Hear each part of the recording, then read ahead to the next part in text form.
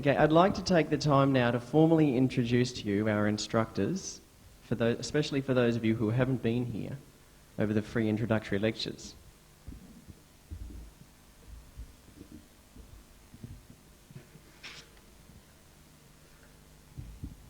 Okay. We have with us three extremely special instructors, and they'll be with us over the next 3 weekends, teaching us the principles of body electronics. They all have plenty of information that they'd love to share with us over the next 3 weekends, so it'll take some concentration, but it'll also be fun. Okay, each of the people with us are qualified to answer all your questions with regard to health and healing, and they'll be here for you. So please ask questions of them. Don't hesitate to stand. And also come to the microphone so that we can get the questions on tape. We have these proceedings being videotaped. We have two wonderful people here, Kanan and Sakara, who will be taking care of the videoing for us. So that's why we've got a pile of equipment in the middle of the room. So just bear with us on that. I'm proud to be presenting to you your instructors for the next 3 weekends, Dr. Douglas Morrison, Dr. Anita Yvonne Zavatsky-Ray, and Dr. John Whitman-Ray. Over the next 3 weekends, you'll be exposed to the science of body electronics, believed by many to be the most powerful self-healing technique in the world today. Body electronics has helped people throughout the world bring their body to a greater state of health and even free themselves from diseases that are often believed to be incurable. Sir John Whitman-Ray is a pioneer in his field, having founded Body Electronics, a program to help free people from pain and disease. The doctors you'll be listening to at this seminar have made it their life's purpose to help people around the world, as well as having at times used these very same principles to heal themselves of conditions that are believed to be incurable. At home, Dr. John and Dr. Anita operate their own natural healing centre in the Cook Islands, where they see people not only from the islands but also from across the globe when people fly in just to be taught the principles of body electronics. As well as keeping up with this extremely heavy workload, Dr. Anita and Dr. John spend a considerable amount of their time travelling the world doing seminars such as you're going to be attending the next 3 weekends. Dr. John Whitman-Ray and Dr. Anita Yvonne Zavatsky-Ray have both been awarded within a space of 3 years the Pax Mundi Award, better known as the World Peace Award. This is a fellowship award for professional excellence and is given to only 2 clinicians or scientists each year whose contributions have fostered international freedom, justice and peace. This award is given through the Diplomatic Academy de la Paix under the patronage of the Dag Hammarskjöld Awards Committee and under the umbrella of the United Nations. Along with his wife, Dr. Anita, Dr. John recently attended and participated in the first international academic program on integrated medicine during November 1995. There they both received the highest awards of gold medals from the World Association of Integrated Medicine for their contributions in the field of alternative medicine. They were further honoured with fellowships to the World Association of Integrated Medicine, and as a special recognition for their efforts in natural medicine, Dr. Anita and Dr. John have also been honoured with fellowships to the Indian Foundation for the Development of Integrated Medicine. This foundation is actively establishing medical schools throughout India which incorporate traditional medicine as well as Western allopathic medicine. The World Association of Integrated Medicine, of which Dr. Ray is an active vice president, acts with the appreciation of the World Health Organization and in harmony with its overall goals and achievements. These honours show you the extent of our instructors' international standing. Allow me now to give you a hint of their diversified backgrounds. Dr. Anita was awarded her doctorate in acupuncture in 1993 in Sri Lanka.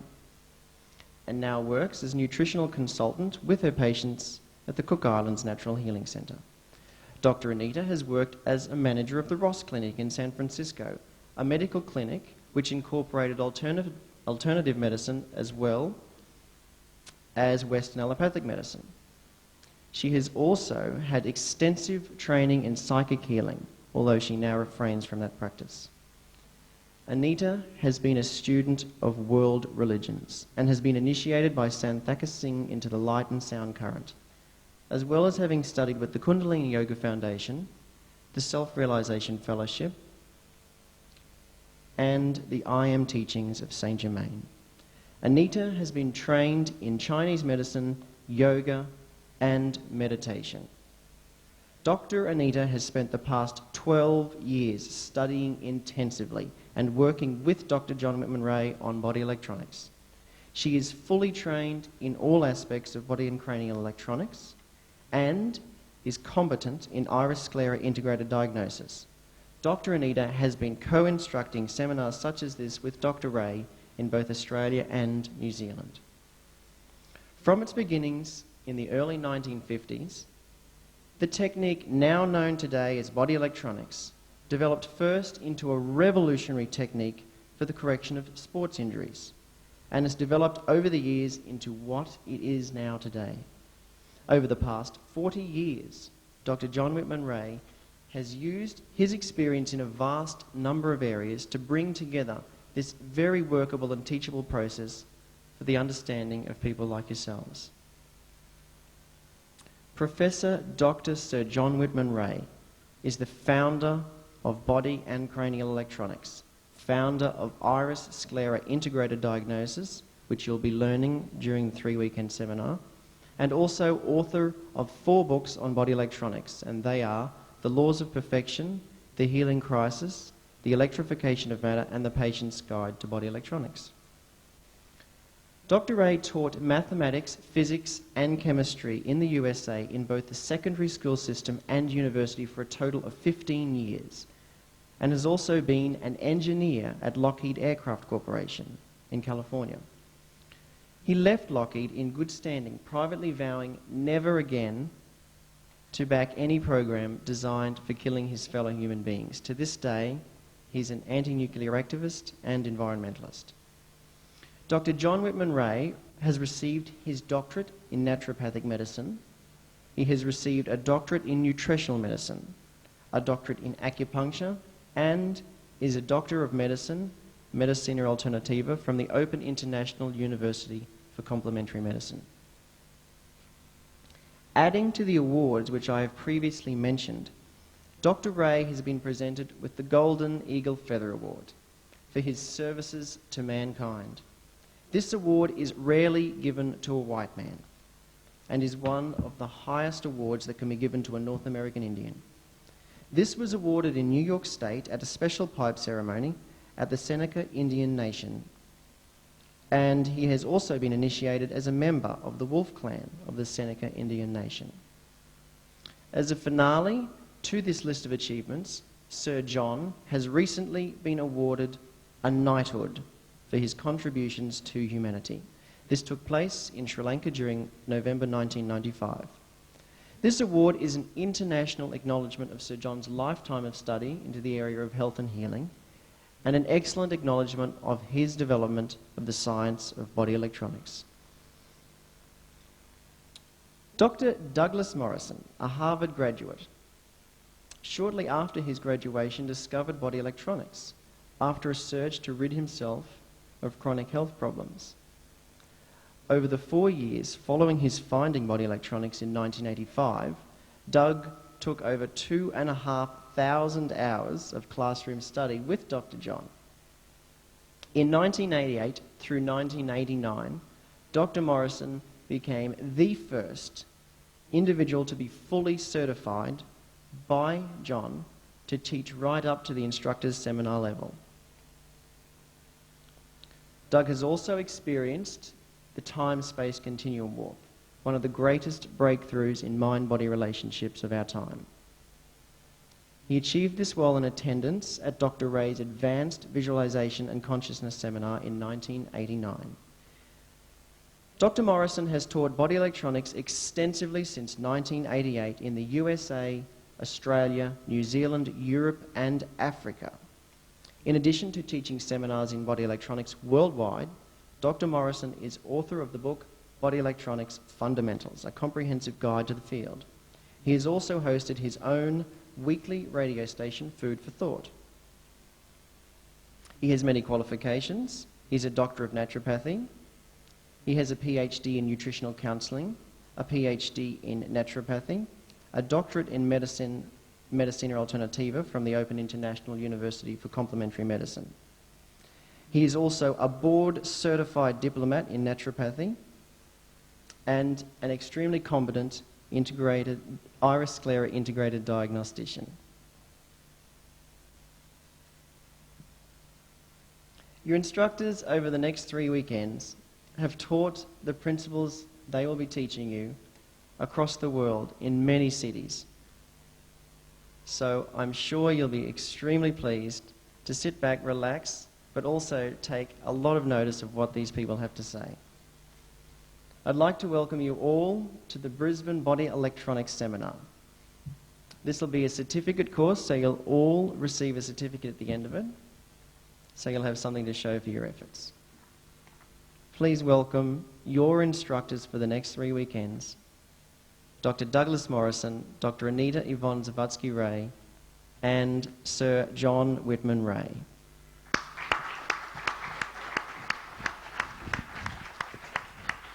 Over to them. Thank you, Corey, very, very much. The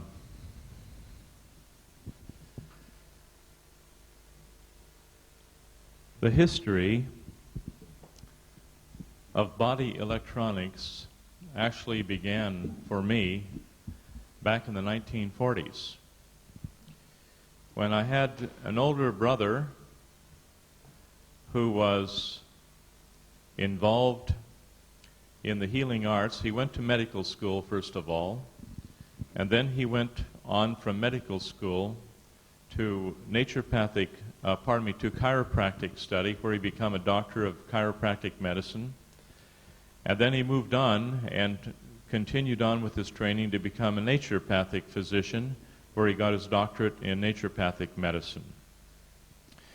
He exposed me back in the 1940s, late 1940s, to different acupressure points that were taught to him by an old Chinese doctor from China. And I became rather confused at that time, because it seemed like my brother was the only person that I knew that was dealing with this type of pressure point routine, because he always ranged in his thinking the heavens, so to speak, and would consider all aspects of healing and reject those things that appeared to have a detrimental effect upon human beings. And this is one reason that he left medical school, because one of his research subjects, which got him into deep trouble, was he found that any type of petrochemical or coal tar derivative, or the drugs that are used in medicine, would suppress the symptoms of disease and in reality would not heal. He proved conclusively in his research that a person may have no symptoms, but the symptoms that would be so-called cured by a drug would only suppress the symptoms and drive that deeper into the body, thus resulting in other symptoms that would come out. And of course, this, when he proved this conclusively, this gave the university at that time great cause for eliminating him from the student body. So he got his graduation papers from the medical school in that sense. But he knew where he stood, and he exposed the lot of what we call traditional medicine, using the scientific approach from the medical school itself with all of their details. They were not happy with his research, I have to tell you that now. But he went ahead and became a chiropractor and a naturopath. in the United States. And here you have people who are trained in chiropractic have about a 4-year school, same as a medical profession, and a 4-year school in naturopathy, the same as the chiropractic and medical profession. So there's a great deal of training in the States when you get your doctorate of naturopathy or your doctor of chiropractic. Now, this continued on, this strange, the iris of the eye. Now, what fascinated me the most was that a child would be born with blue eyes. And after several years, the eye would begin to turn brown, or start getting pigment spots in the eye, or start getting different structure changes in the iris of the eye. And this began to fascinate me because I thought to myself, okay, if these structural changes and pigmentation spots and so on indicate pathological conditions in the human body, then how are we able to eliminate these pathological conditions? And if that were to indeed happen, then we'd start seeing the changes in the iris of the eye with a return back to the natural primordial state, shall we say, of a blue eye, which would be flawless in its positioning. And so I began to try to figure that out. And believe you me, when I set my goal there to do that, I was nothing but frustrated for several years. Because there was no way that I knew of or had heard of how to get the eye back to its original blue color. Until the late 1950s, we started doing pressure points. And some people would get eye color change, and some would have no eye color change at all. And I'd have no understanding of that whatsoever as to why this began to change. But I saw it. It wasn't until the early 1960s that I became aware of a colloidal mineral solution that came from an old, what we will call an old kelp bed from the remains of what at one time was Lake Bonneville in central western United States. Now, that particular area, this Lake Bonneville, when it retreated from its large expanse, had these kelp beds which were then embedded in the rocks and were compressed by in large lens-like formations, which were when this was processed, it would form a colloidal material which was used as a mineral solution for many, many years among the early pioneers into the western part of the United States. It was discovered by the Ute Indians, and the Ute Indians, after their various skirmishes and wars, would go and soak in a certain spring where it had kind of a muddy type clay-like material, and the water that would be in this particular pond would be extremely healing, and with this, just in a short period of time, all of their wounds would be healed, and the scar tissue would be greatly diminished, and they'd go through some wonderful, wonderful healing. So an old chemist began to bottle up this water from this spring, and then later on processed this particular clay-like material, which was the result of this kelp material going back into solution, and he would saturate gallons of this water and then would sell it to people, and people would have miraculous healings. And that took place for many, many years, ranging around the beginning of 1900s, late 1800s, and so on. And so the man that I knew began working with this material from a chemical point of view about 1920. And he began to take this material and saturate it in a colloidal solution and began selling it under different names, like golden nectar, nectar of the gods, and so on. And this was sold up and down through the Rocky Mountain area of the United States. Thousands and thousands of people used it for beneficial effects just by drinking it. When I discovered this from an old goat farmer where I got my goat milk. And he told me about how he put this on his body that was severely burned in when his barn burned down. And he took this mineral water, as they called it at that time, and put it all over his burns, and he healed up without so much as a scar after he had these third-degree burns all over his body. That got my attention. And so in the early 1960s, I began using this material, this minerals, and had people drinking that. And suddenly I began getting results with people with the acupressure techniques that I didn't have before, and I began having very rapid changes in the color of the iris of the eye, indicating that we were now reversing the, shall I use the pathological process, and the body was beginning now to return back to its normal healing level that it should be, back to its normal perfect DNA pattern which I had envisioned in my mind. Now, that was in the early 1960s. We continued working with this.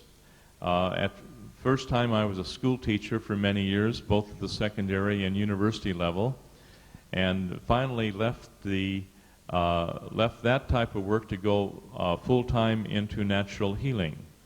There's a lot of stories there that I can tell you that I won't bother with now, but the thing is, it would prove conclusively the validity of this type of work. But this continued on, where I started giving lectures and seminars, which began in the late 1950s. This continued through the 60s and through the 70s. And at the end of the 1970s, I started hearing of a Dr. Howell, who happened to write this particular book on enzyme nutrition. And I went to meet with the people with what we called the National Enzyme Company. That was just a small, struggling company putting out a special type of enzyme designed by Dr. Howell. And that's when things begin to really perk. Because using enzymes in the body, along with the minerals, we started having healings with 100% of the people we were working on with the acupressure. But it took me 20 years from the early 1960s to the early 1980s to become aware of this enzyme. Now, bottom line, I had a lady in a place called LaGrange, Illinois, where I had been taken back to Illinois by this one couple to help to cure this one lady of a serious stroke where she was hospitalized, expecting never to walk again, much less talk again, much less live a normal life. So I went from California, where I was living at the time, back to Chicago, and I began working with this lady, and she recovered. Well, that got the attention of the people that brought me back to Illinois, and they began to sponsor me in Chicago, and very soon we had over 5,000 people involved in body electronics. Many medical people, many nurses, many health practitioners, many naturopathic and naturopathic people. And this began to take very strong hold in Chicago. Now, that was about 1980. This one lady, it was in January of 1980. I took a look at her eyes and put her on a program in January, and I came back in June to Chicago, and I looked at her eyes again. There had been absolutely no change. And I was totally flabbergasted. There was no change in the color, no change in the structures. Now I asked her, have you been on the program I put you on? She said, I've done exactly what you've asked me to do. Have you been eating fresh and raw food? Oh, no, I cannot stand that rabbit food. I love only cooked food. Well, cooking, as you'll have explained a little while from now, cooking destroys the enzymes. And the enzymes are necessary for the body's rehabilitation, shall we say, from pathological conditions. Now, what took place was in June, when I put her on the program with the fresh and raw food after getting after her. Now, at that time she had 17 big black bushes in one eye and 13 big black bushes in the other eye. And there was no change in any of that from January to June. And everything that she took in was exactly what I told her to take, except the fresh and raw fruits and vegetables, which would have the necessary enzymes in it to help her body to heal. After 1 month of being on fresh, raw fruits and veggies and getting her off of heavy meat eating and putting her on, something other than just, shall I say, nutritionally deprived cooked food, at that time the 17 black spots in one eye, 17 black bushes were all gone, except for 2 black spots, but not bushes, and everything else had turned brown or disappeared. Now, in the other eye, of the 13 black spots, we had only 2 black spots left. The bushes were all gone, and all of them had turned brown or disappeared, except these 2 little black spots, but the bushes were not there. In the meantime, all these lumps and bumps that she had over her body were gone. Now, she suspected she had cancer because these lumps were growing. These black bushes in the eye would certainly indicate that that was so, and which we'll go into iridology next weekend in detail. And I'll show you the pictures in the iris of the eye. I'll give you diagnosed symptoms to show you what different problems look like. Now, after that, she got progressively better. And now, during this time, she was doing all the point holding in body electronics and on the good nutritional program, but we didn't have the enzymes yet. And it was that time I was introduced to the enzyme company. I checked it all out, started listening to all the stories that were happening with people on the enzymes, and I combined the enzymes into the program with all the other things that we were using, some herbs, lots of minerals, and so on. Everyone started getting marvelous results in eye color change, eye structure change, and any type of pathological condition began to clear up. Now, we dealt with everything under the sun.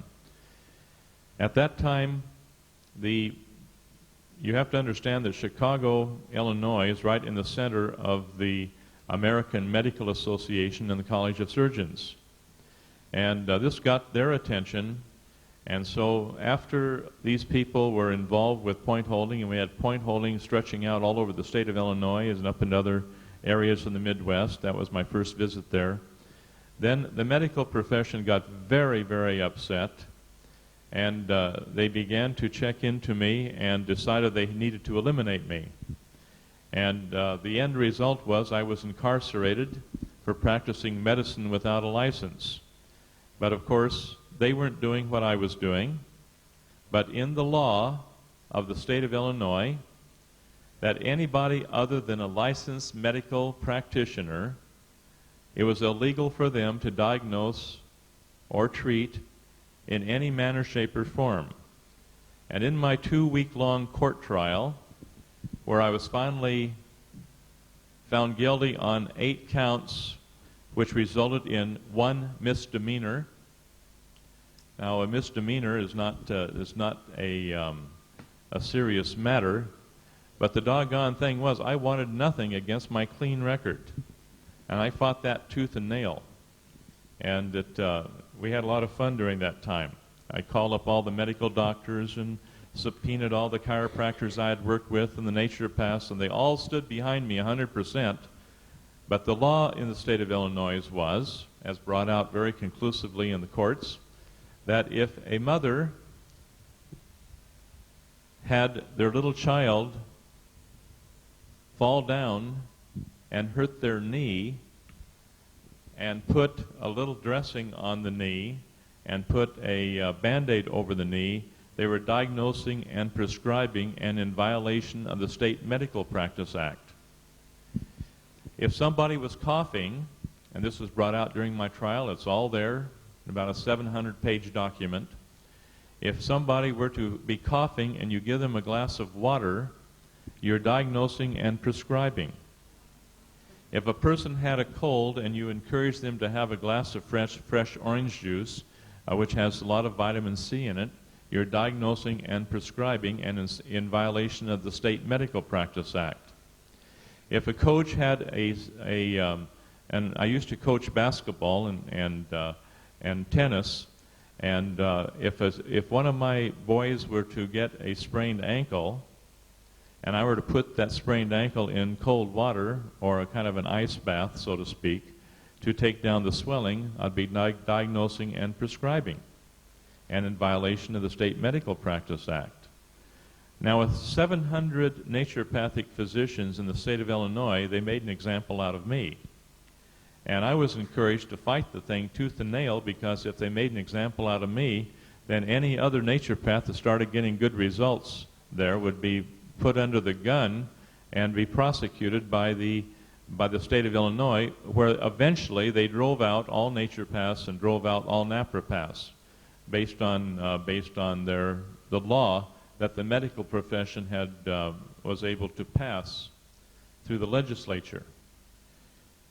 Now, this is something, my friends, that you need to guard yourselves against, that any law that would deprive you of your freedom of right to choose whatever medical care you want, you have the responsibility of fighting that you might retain your freedom of right to choose. The right to choose your own treatment is essential, because one of the rules of the medical professions is to eliminate all competition. Now, that's in the United States. And their job is to eliminate all alternative medicine in the United States.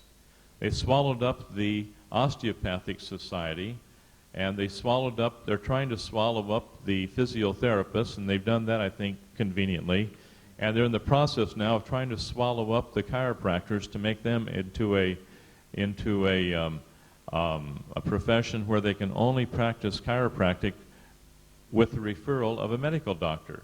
And medical doctors traditionally in the United States call chiropractic nothing but pure quackery.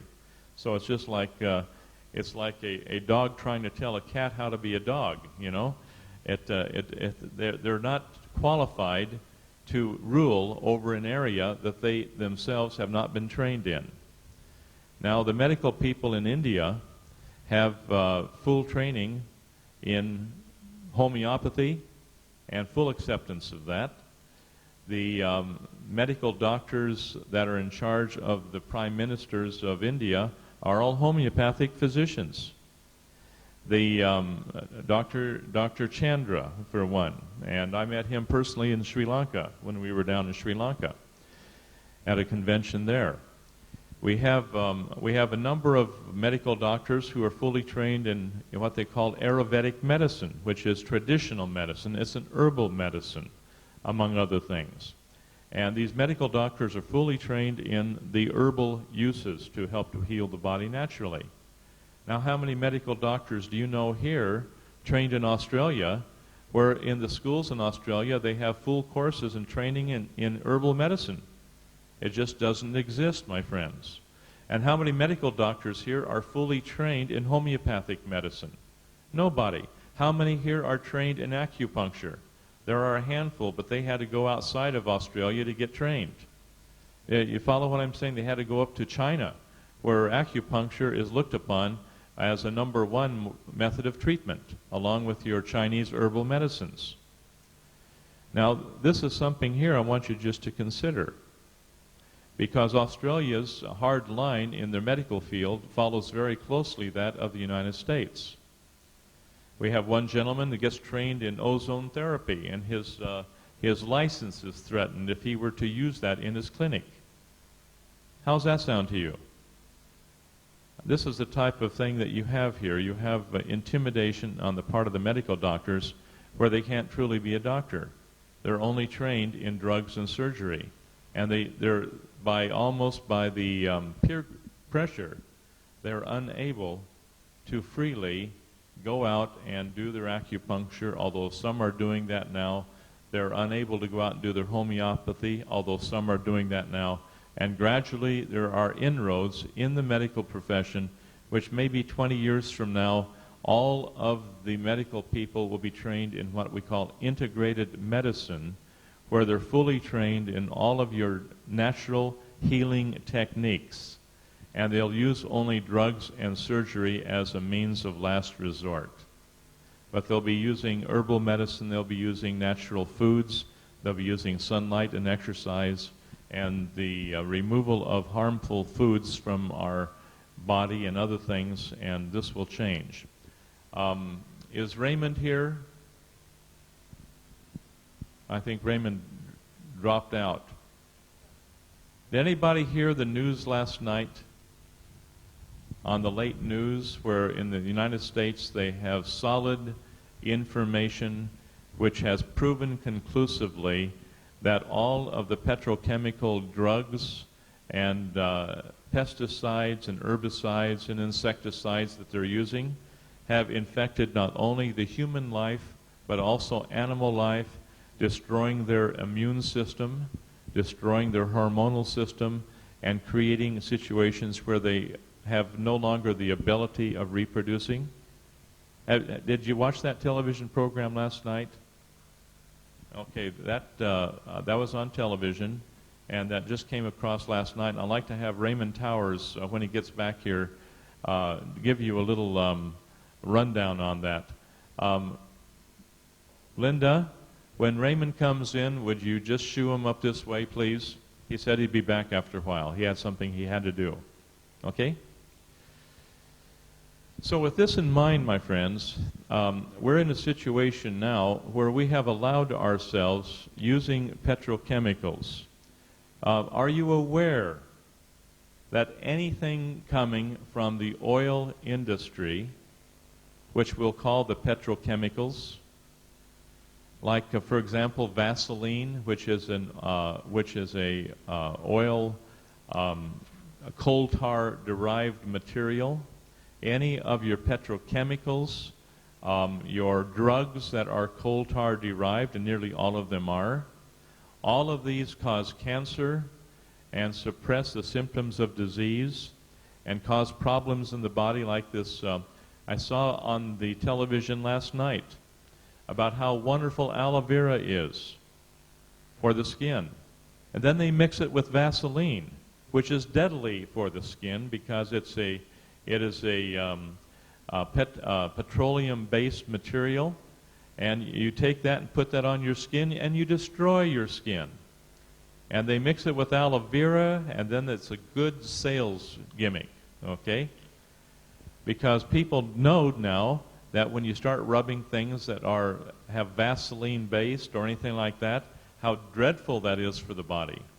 And how it actually suppresses all of the symptoms. There's a clinic up here. I forget the name of it. It was advertised on television, and what wonderful results they were having with eczema on their body. What do they rub on the body? They rub coal tar products. It's a salve made out of coal tar. And they rub that on the body, and that suppresses all the symptoms of eczema. I can guarantee to you, anybody that undergoes that type of therapy are going to come out sicker afterwards than they were before. Andrea? Is Raymond around somewhere? Okay, would you shoo him up here when he gets here? I want his story. Okay. But anyway, this is a fact that all of the evidence now supporting natural medicine shows that any type of a petroleum-derived product rubbed onto the body will suppress the symptoms of disease. Do the symptoms disappear? Yes. But the end result is far worse than the symptoms that have been suppressed.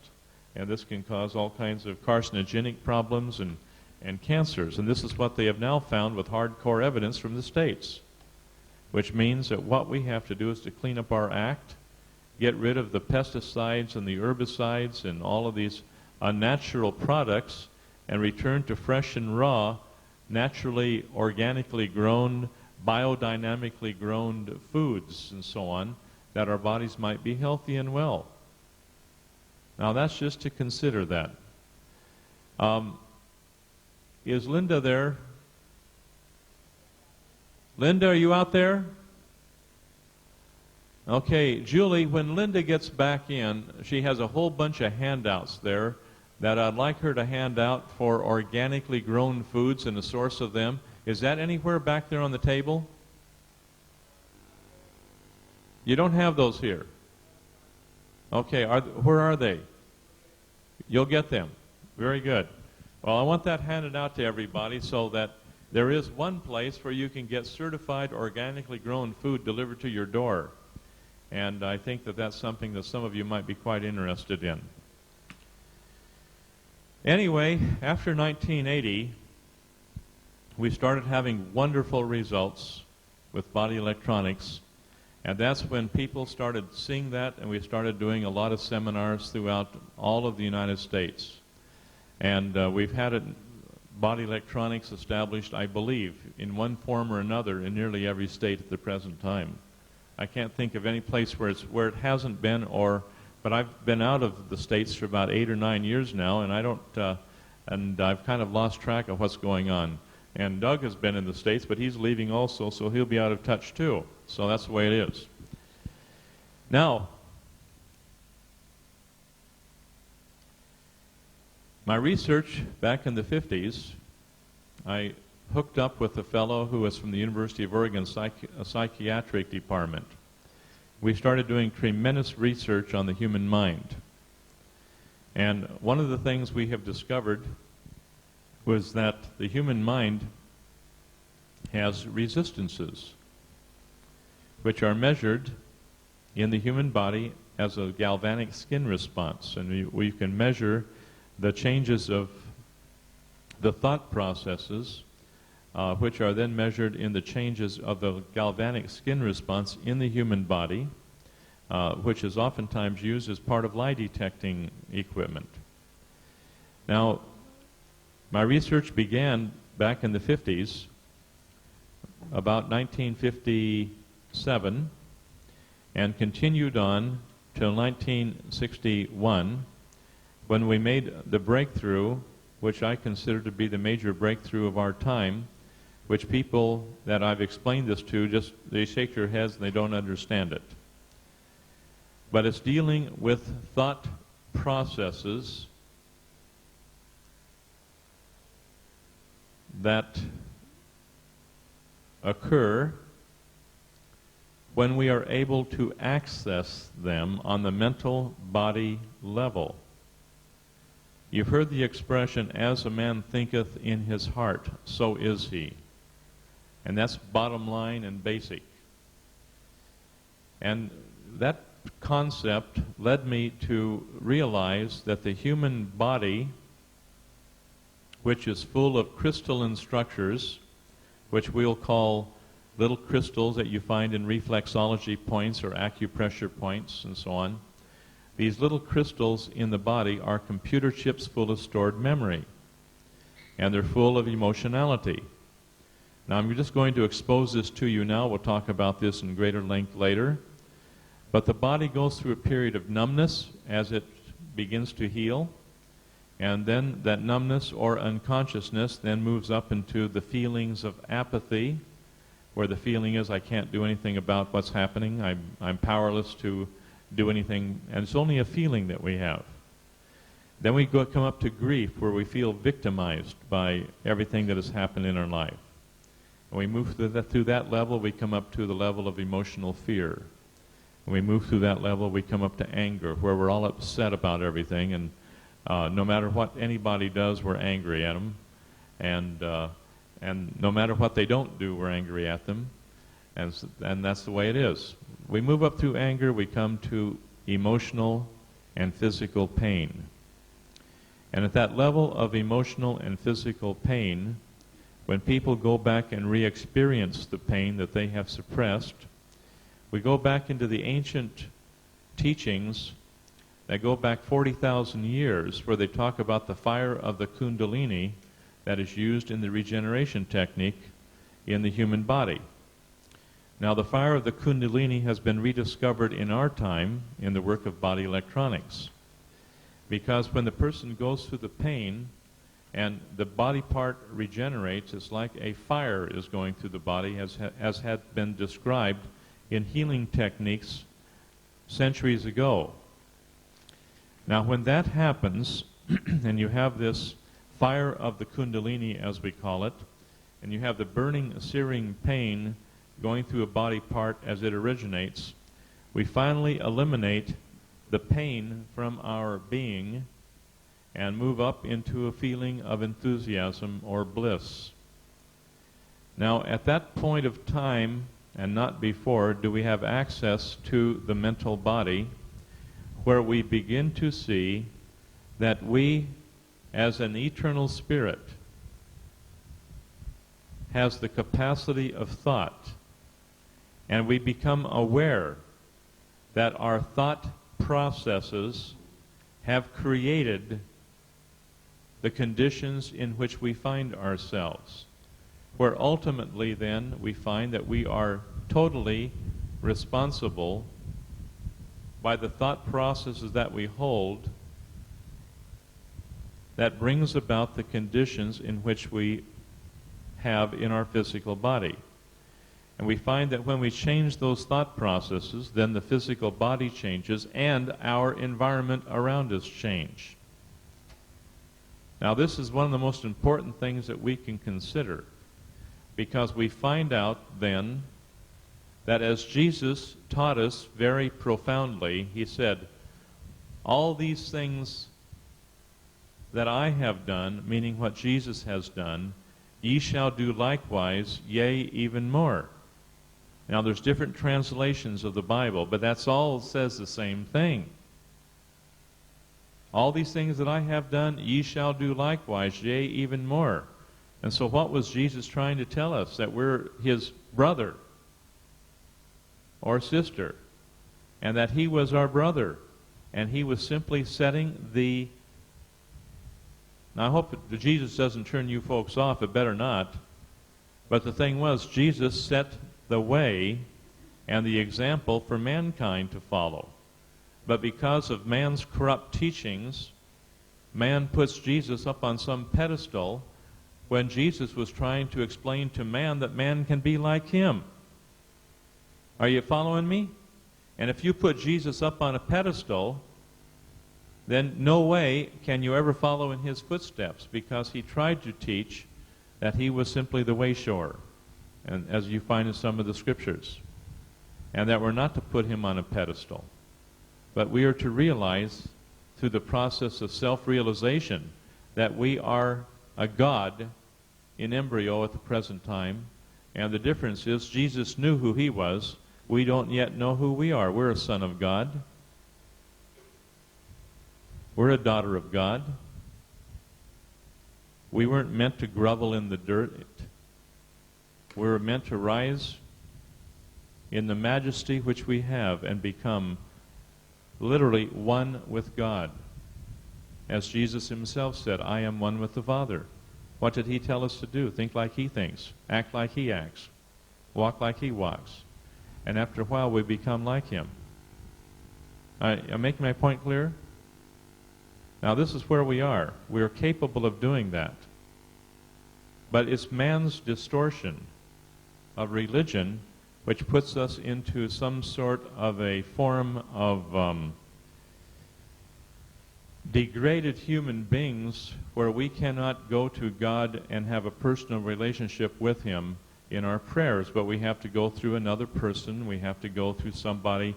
If we pay them the right price, I call this priestcraft in the extreme, but yet we can have that personal relationship with God, and we don't have to go through any minister or any priest or anybody to bring that about. And I think you'll find that what I'm telling you is just simply pure doctrine. Now, it doesn't matter what religion you are.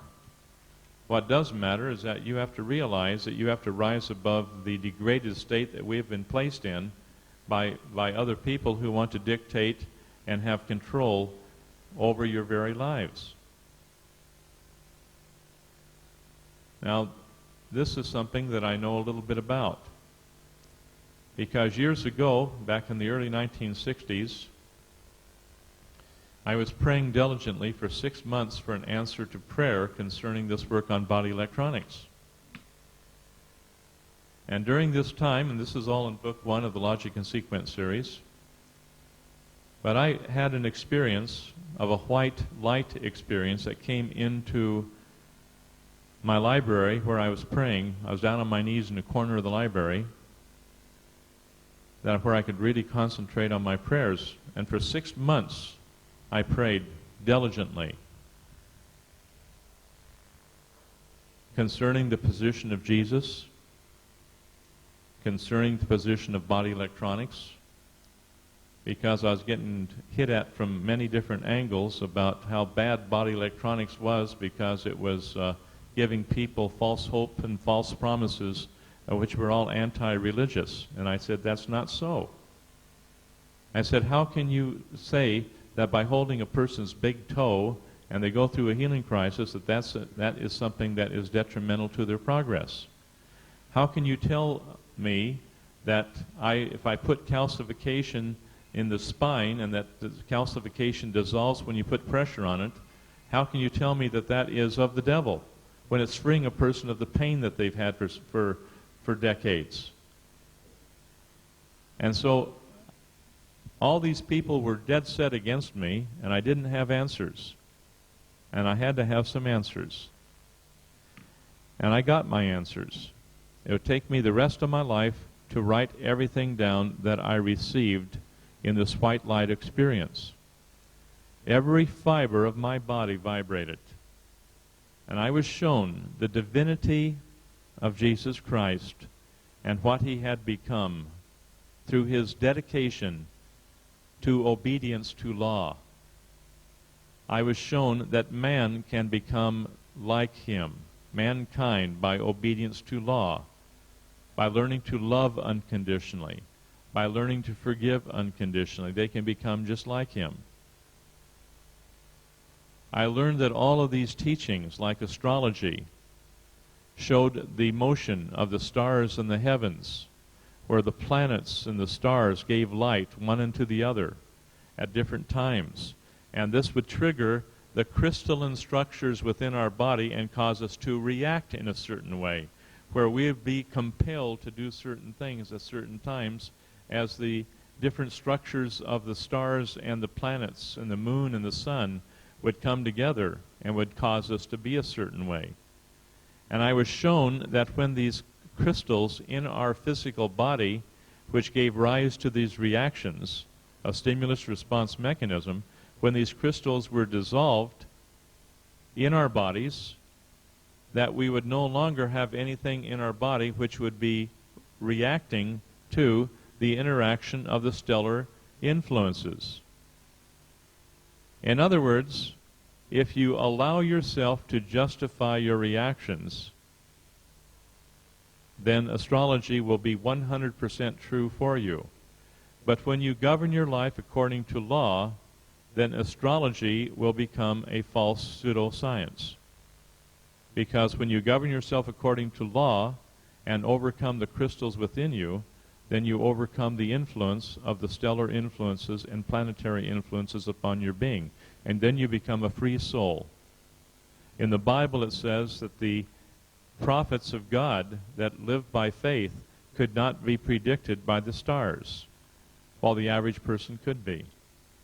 And the reason for that, those people who lived by faith or by obedience to the laws of God would overcome these crystalline influences in their body and would no longer be a creature of reaction, but would be a creature of law and obedience to law, and would live their life properly.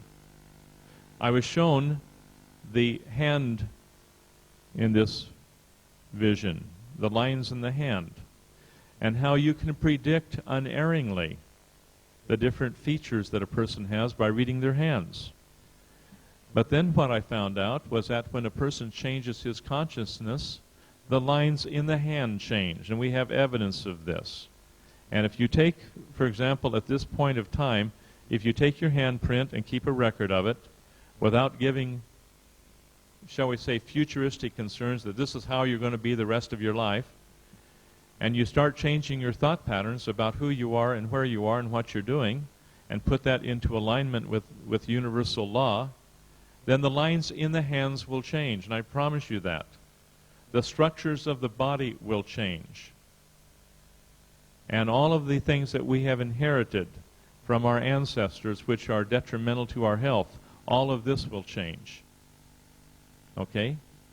Our structures of our body will change. There's many things I could go into on this, but the thing I'm trying to point out is from the scientific point of view, we are taught seeing is believing. When the truth of the matter is, you switch that around, believing is seeing. And it's how we believe, and it's the faith that we have. Where if we believe something and put that in harmony with natural law, we will become what we believe, rather than subjecting ourselves to these moth-eaten old concepts that seeing is believing, which is a scientific approach, meaning that you are a blob of reacting protoplasm, and you have no free agency, and you have no free will, and you're destined forever to just live and then die, and that's the end of you. And that's a bunch of nonsense. Because people today are having spiritual experiences which prove beyond any doubt whatsoever to them that they are immortal souls that have lived before they came into this body and will continue to live long after this body is gone. And this is what people understand and know today. And it's bothering the scientific world. There's much we could go into on this subject. Anyway, the whole subject of body electronics was shown to me, and it was shown to me positively that this would cover the earth, and every religion would be using it. Every race would be using it. And this is starting to come true now because of the international recognition that we're getting for our work in body electronics and the widespread acceptance of people in many different countries that are now promoting it and using it. People I don't even know. People where I've taught different teachers, and they've gone to Canada, for example, who have taught other people, who have taught other people, who have taught other people. And it's spreading. And the same thing is true in the United States. We've had seminars there for 15 years in the States, and we have people teaching people who are teaching people who are teaching people, and I've lost track of it all. Doug is teaching in Europe, and he's losing track of his because people that he's teaching are teaching other people, and the same thing happening in Africa. The same thing's happening all over the world. And in a few years, you're going to see body electronics will have spread throughout the whole world because that's what will happen. And the concepts that are being taught here are not only going to be utilized, but it's going to be incorporated into all forms of integrated medicine throughout the world. This is yet to come. Anyway, this is a little history on body electronics. It's a situation here where we're into the freeing of the soul from the, shall we say, the chains of self-imposed darkness, death and despair that we have enchained ourselves with. And we have to learn to be responsible for our own thoughts, for our own actions, and for how we are without putting ourselves into a position of being victimized by the world around us. But we have to find out, how did we set this whole scenario up? Shakespeare says this is a stage. And we enter one side of the stage, we play our brief skit upon the stage of life, and we exit the other side. And he didn't say that really in those words. But bottom line, we're in a stage of life. And we play our little skit here for a while, and then we're gone. We're all in that same situation.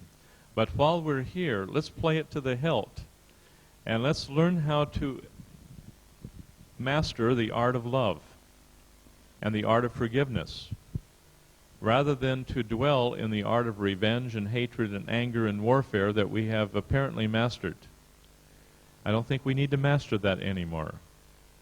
We've proven that we're very good at killing people and destroying the planet, destroying the animal life and the plant life on this earth. We've proven that beyond doubt. But the last great frontier that we need to master is the human mind. And that is what we'll be discussing in detail as we go through the next 3 weekends. Now that's what I wanted to share with you this morning. We go through what we call the health in the human mind and learn the laws of nutrition, which we'll go into, learn the laws that govern the human mind, which we'll go into, and then we learn the concepts which have to do with the iris of the eye and the sclera of the eye used as a diagnostic tool, which we'll be dealing with next weekend. And then Monday and Tuesday of the week following, we'll be going into the sclerology portion of that, which we just don't have time to cover it all in 2 days. And then we have body electronics, which we'll get into in detail, which will be the 3rd weekend. And from all of this, you will not be disappointed. Now, do any of you have any questions at this time? I may not answer your questions because I may delay them for a later time when we'll cover it later on in the seminar. But do any of you have any questions at this time that you'd like to bring out? Okay, if not, then I'd like to turn the time over to Anita just to express herself here on some of the things that I know have been going through her mind. And then after Anita is completed, I'd like to have Doug be consolidating his thinking that he'd like to present to you.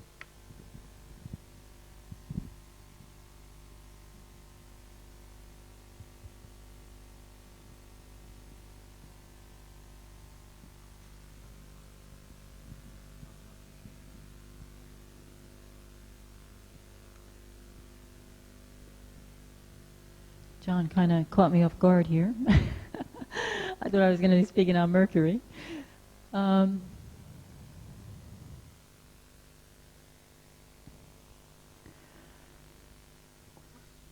Something that comes to mind is the free agency of the soul. And this is one of the most important things that we should be aware of. Anything that is controlling, that takes away the free agency of the soul, is not of God. And all the masters speak of this, how they do not interfere. They do not interfere with your will, with what you desire, with which path you want to take. You are the creator of your destiny. And you are given that free agency to choose in which direction you want to go with your life. Even the masters do not interfere with your direction. If you ask them for guidance, they will send their healing energy toward you to increase your vibratory levels. But they do not interfere with your decisions. So each moment as we go through life, we should seriously consider the decisions we make and which direction we choose. As John said, we have enough of destruction on the planet at the moment. I think we are here, each one of us that have come into this room today, there must be something within your heart that has driven you here, that has brought you here. There's a searching within your soul that has told you that you have a mission to fulfill. You have something to do for the earth, for the planet, for mankind. And it starts with each decision you make during the day. At each, your destiny is important, and your work is important. And I don't know how many of you have seen The Lion King, the movie The Lion King. Has anybody here seen that? Well, I saw that. I was staying at a person's house, and the children happened to have that video there, and I was watching it. And I thought there was a really important message there, because the son of the Lion King he was instilled with a lot of guilt by one of the other lions that was in competition with the father. And this guilt so took over him that he forgot who he was. He forgot that he was the son of the main lion who was overseeing the whole, all the lions. And I think this happens with us too. Guilt, fear, anger, all these things take us over to the point where we forget who we are. We forget that we are a son of God. We forget that we have come down here, we have made that commitment to love, to be in harmony with the higher self. And we are so consumed with these other emotions, fear, guilt, anger, whatever you are experiencing, that we forget that we are this Son of God. And I think because you are here, all of you have made some commitment to truth, to finding your place, your mission on this planet. And I congratulate you for that. And I think body electronics for you will be a wonderful journey. That's all I have to say at this time. I think with body electronics, one of the things that you all want to kind of understand right from the start is that you can't really learn body electronics from books. You can't really learn it from seminars. You can get some information that way. You can get kind of pointed in the right direction, but ultimately you can really only learn body electronics by doing it. You can really only learn it by applying these principles yourself and getting not just the results that you'll get from applying these principles, not just the experiences that you'll get from applying these principles, but the understanding that will come from having those experiences. One of the principles that John's always taught, which I've appreciated through the years, is he's made the statement, teach people correct principles and let them govern themselves. Teach people correct principles and let them govern themselves. And I see that as a real cornerstone of body electronics, because the thing is, you're not going to get any results whatsoever with body electronics unless you're willing to do the work yourself. I mean, in other words, John can't make you well, Anita can't make you well, I can't make you well. Only you can do that. And by the same token, if you're concerned with the health of a family member or a friend or another relation, you can't really make that person well, because you can't, under most circumstances, you can't really do the work for them. You can't apply these principles for them. They have to do it for themselves. And so body electronics is really a process that involves a tremendous amount of individual responsibility. And it's maybe not for everyone, at least not at this time. It's maybe not something that everybody's gonna want to do, because don't let anybody kid you. It's a lot of it's very definitely a lot of effort. I mean, if you've been to some of the free lectures and been to other seminars, you've certainly probably heard more than a few stories about people that have had some pretty spectacular things happen to them. But the thing to realize is, on some level or another, somewhere, somewhen, every single one of those people earned the right to have that experience. It may not always be obvious to us through our mortal eyes just where they put forth the effort and just how they put themselves into position to receive that experience. But ultimately, somewhere, somewhen, that person has done what it takes to earn the right to have that experience. And it's the same thing for all of us here. If we want to receive a certain blessing, then we better make darn sure we find out what laws there are out there that pertain to that blessing, and we better make it our business on a consistent basis to learn those laws and to apply those laws, because that's the secret, if there is any, to getting the results that we're looking for, to getting the blessings that we're looking to receive. is just learn what principles are there, learn what laws are there, and then apply those principles, apply those laws.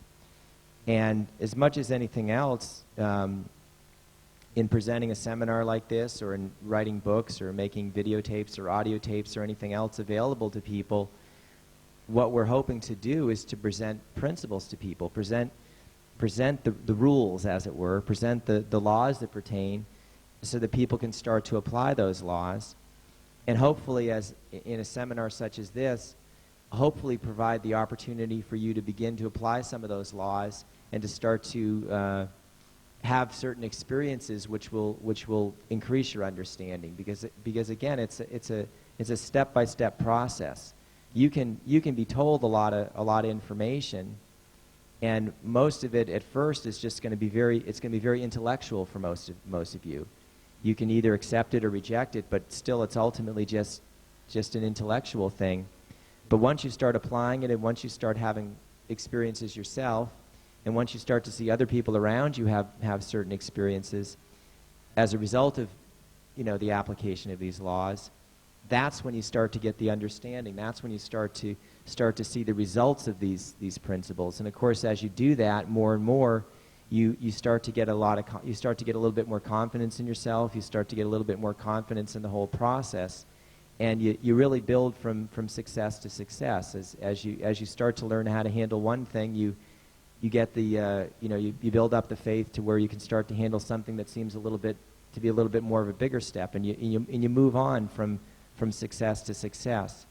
And this is a lot of what we're really looking to do here. John?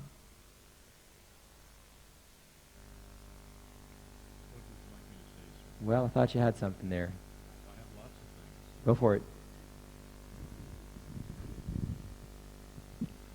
I was looking back upon the history of body electronics, and I was going back to the time when I was in Chicago, and I was invited to give a lecture for about 500 people at this one place there on the Lakeshore Towers, there on the edge of Lake Michigan there in Chicago. A beautiful big lecture hall, and these beautiful people were there. I thought, my goodness, something good has come out of Chicago. Because I look at these bright and beaming faces, and they're very receptive to body electronics. And I found out that this was a group of people there from what they call the St. Germain Foundation, and from the teachings of St. Germain. But they came up and asked me afterwards and says, how long have you been studying the work of St. Germain? I said, who? St. Germain. The only St. Germain I know is a little town up in northern Wisconsin by the name of St. Germain, and there's an old Indian chief by the name of St. Germain. And that's all I knew about St. Germain. Well, of course you've heard of St. Germain, and frankly, I haven't. I have never been exposed to any of St. Germain's teachings. I have never been exposed to the philosophies or any of his books or any of his literature. I knew nothing about it. And they said, well, you must be studying St. Germain's teachings because you're teaching the same thing that he teaches. Well, all I can tell you is this, is that I was teaching the things that had come to me as a result of prayer. And I knew nothing about St. Germain. And I started studying St. Germain's works and started studying into his history, and realizing then, after meeting people who were my students in body electronics, they were being taught personally by St. Germain. And I kind of had to start thinking a little bit, because my crystals were being crunched right about then, because I had been a follower of Jesus all these years.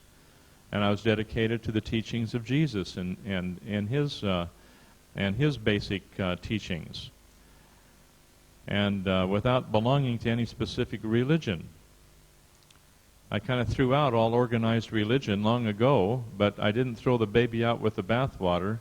But I went back to the original teachings and found out, what did Jesus teach before man dirtied it up with all of his control issues and doctrines. Not Jesus' doctrines, but man's doctrines. This kind of got to me. Anyway,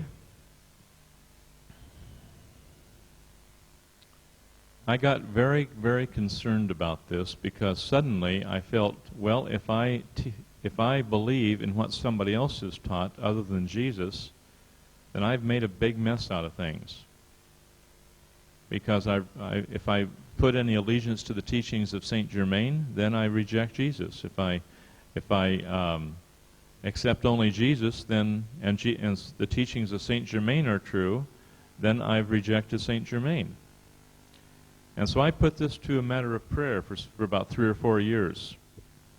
And I was in my little room in Maui, Hawaii, on our property there where we had our seminars, and I was praying diligently in the style of traditional prayer that all of you are probably aware of. And while I was praying, I had this open vision. I had a great big pie chart in front of me, and having been a mathematician for many years and teaching at the university level, I thought it was rather interesting that somebody would have to draw me a picture in such a simple way of a pie chart. You know, just a big circle here, and then I saw a line go down through the center and a line going across this way, dividing it into 4 quarters, and then the line would continue chopping up the bottom part into a number of little chops. And then this one was labeled Jesus over here. And this was labeled Saint Germain over here. And then across the top was this unity and diversity in a beautiful scroll that I'd never seen before. Later on I found out that was in the teachings of the Baha'i religion. And this kind of, when I found that out, this unity and diversity thing, I thought that had originated with what I had happened to me in Maui, but evidently that had been around for quite a while. I never was aware of Baha'i or Baha'u'llah or any of these other great teachers. But what was told to me point blank with this beautiful voice, the time has come for all the teachings of all of the great masters to be brought into one. And so the question is, well, which great master do you follow? Well, Jesus, we know, made his resurrection. Okay, no question about that.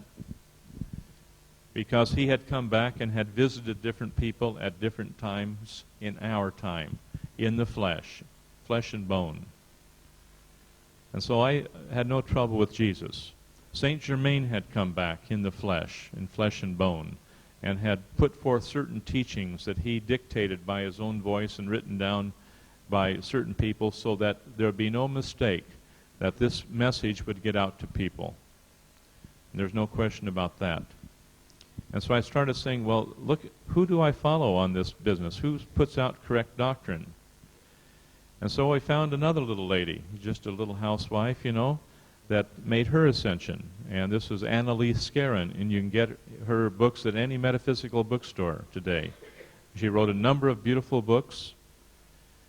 And then I discovered the teachings of Mother Mary, the mother of Jesus, who was teaching the apostles, where this was recorded and was found among the personal belongings of one of the early church fathers by the name of Origen.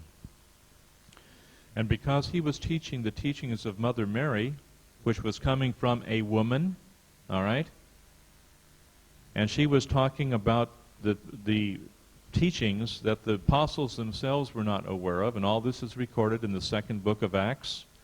And if you want to get that book, you talk to Anita, she'll see that you get it. Now, the 2nd book of Acts is a very real teaching, and it was part of the doctrines that were excluded from the Catholic Church when certain books were brought into the church and others were discarded for political reasons. And if you go back into the history of it, you know that certain teachings were there among the early church leaders that later on were discarded and were not taught for one reason or another. And any good Catholic knows that. Any good priest knows that because they study these things. And they have to study them. And yet they don't teach them because that's not part of the doctrines that are open to the general public. Now, and this is what the priests tell me anyway. Now, the problem we've got is, who do you study? Have any of you studied the works of Annalise Guerin? One person. Beautiful writings, aren't they? She made her ascension by living the laws of love and gratitude. Gratitude for every experience of life. Now, Anita follows a certain pathway, and she follows the pathway of Babaji, who is still living today after about 1,000 years. And correct me, Anita, if I'm wrong in all this, but Babaji taught one of his major students, who was Lahari Manasaya. And Lahari Manasaya made his ascension based upon these teachings. Babaji also.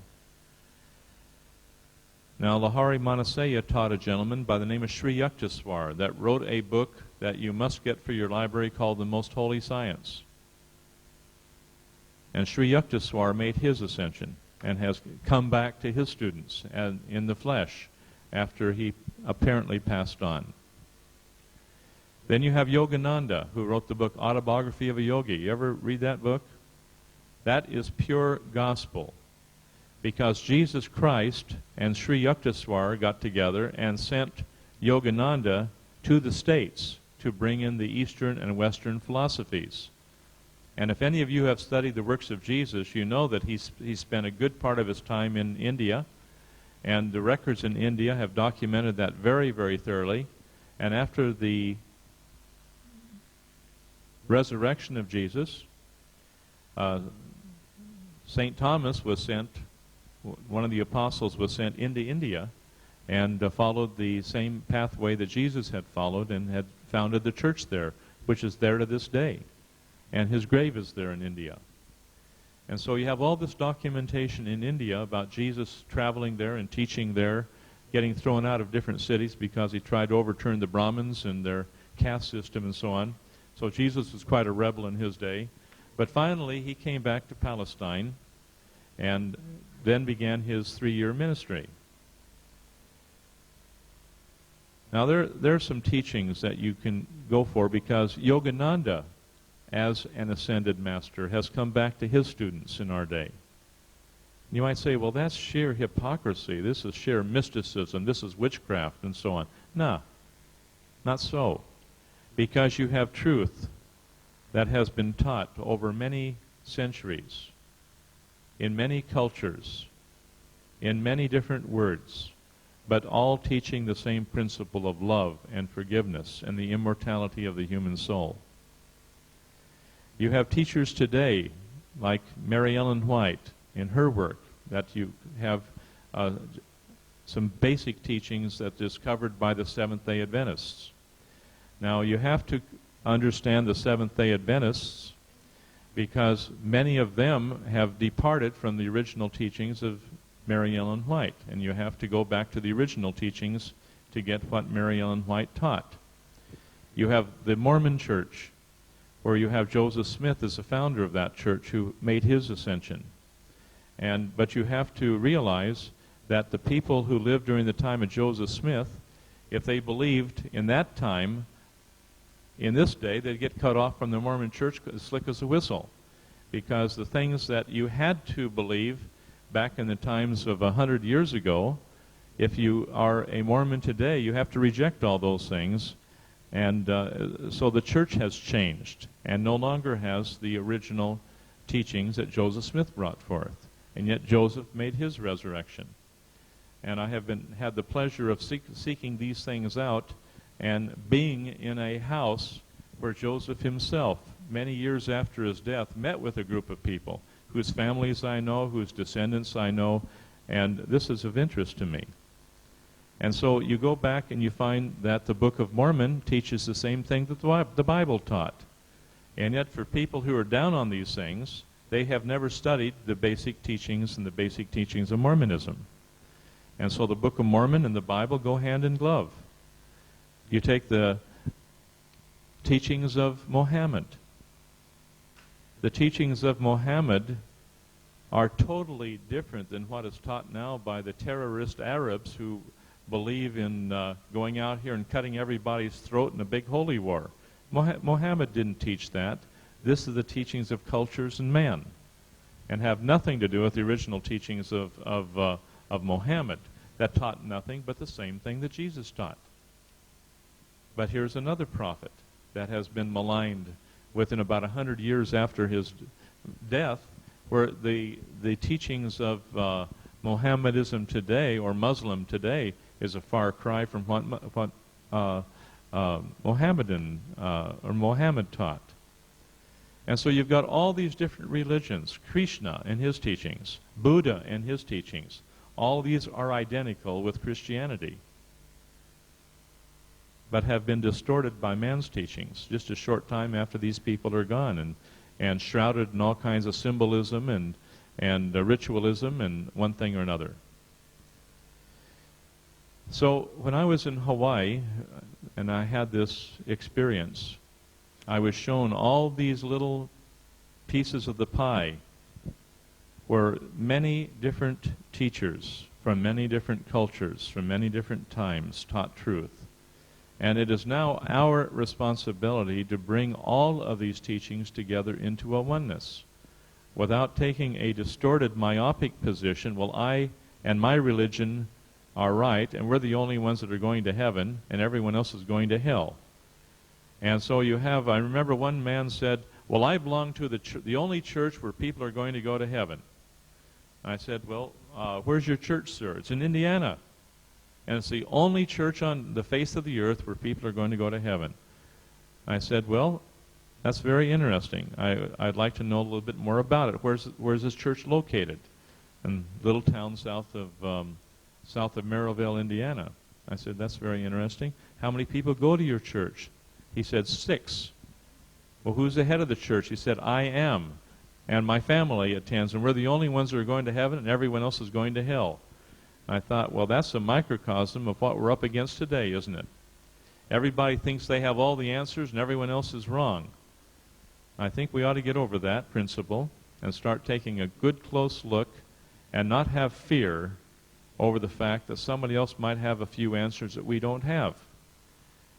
Because here Saint Germain has all these answers, which are proven conclusively that he's a ascended being and has come in the flesh and has met with groups of people like yourselves. And people 30, 40 years ago knew him personally, and some of the old-timers still know him personally and have met with him. And Doug and myself and Anita know of people that have met with him in our time. The same thing is true with Jesus. The same thing is true with other people that have made their ascension. What are their teachings? Now here's where you don't go off on a whole bunch of channeling and a whole bunch of mystical stuff from the astral realm, where you have no idea where this channeling is coming from. Why not get it right directly from the lips of those people who have made their ascension and find out what the truth is? And then when you take that information and you compare it with this channeling junk that's coming out of many, many people coming straight from the astral realm, and you find out that there's just a great discrepancy between what is true and what is trying to be deceived to the people through the channeling that people are having. Now, I hope I don't offend any of you, but if I do, then perhaps we need to look at that a little further. Because either one is true and the other is false, or one is false and the other is true. But we have to take a look at that. Where's the channeling come from? I know a whole lot of people today that are putting their whole heart and soul into belief in channels, and 99% of that stuff is absolute garbage. Okay? Because it doesn't match up to what has been taught by the people who have taught the laws of ascension. Now, if I offend you, then perhaps we need to look at that a little bit more and find out why are we offended over what I'm saying. I'm not in any way rejecting the teachings of Jesus. I'm not in any way rejecting the teachings of Saint Germain, or Babaji, or Yogananda, or any of the other great masters who have made their way through the labyrinth of confusion and have found the laws of universal laws that they have followed and have had the renewing of their flesh, the renewing of their mind, and as it says in the book of Revelation, that will come to a time where we'll be turned from mortality into immortality in a twinkling of an eye. I want you to think about that, my friends. Okay? This lies within our reach. Now, what we're doing is simply pointing the way to the great teachings of all of the masters, and not just saying that ours is the only way. There are many pathways which all lead to the same end, where we're like spokes on a wheel. And from the circumference of that wheel, we're coming in toward the hub of that wheel from a number of different directions. So let's not be too sure that ours is the only way, when there are many, many ways to teach love, to teach forgiveness, to teach the eternal laws of gratitude, to teach the eternal laws of consistency and obedience to eternal law. These are things that we need to look at. Now that was what's on my mind, Doug. You continue on, sir.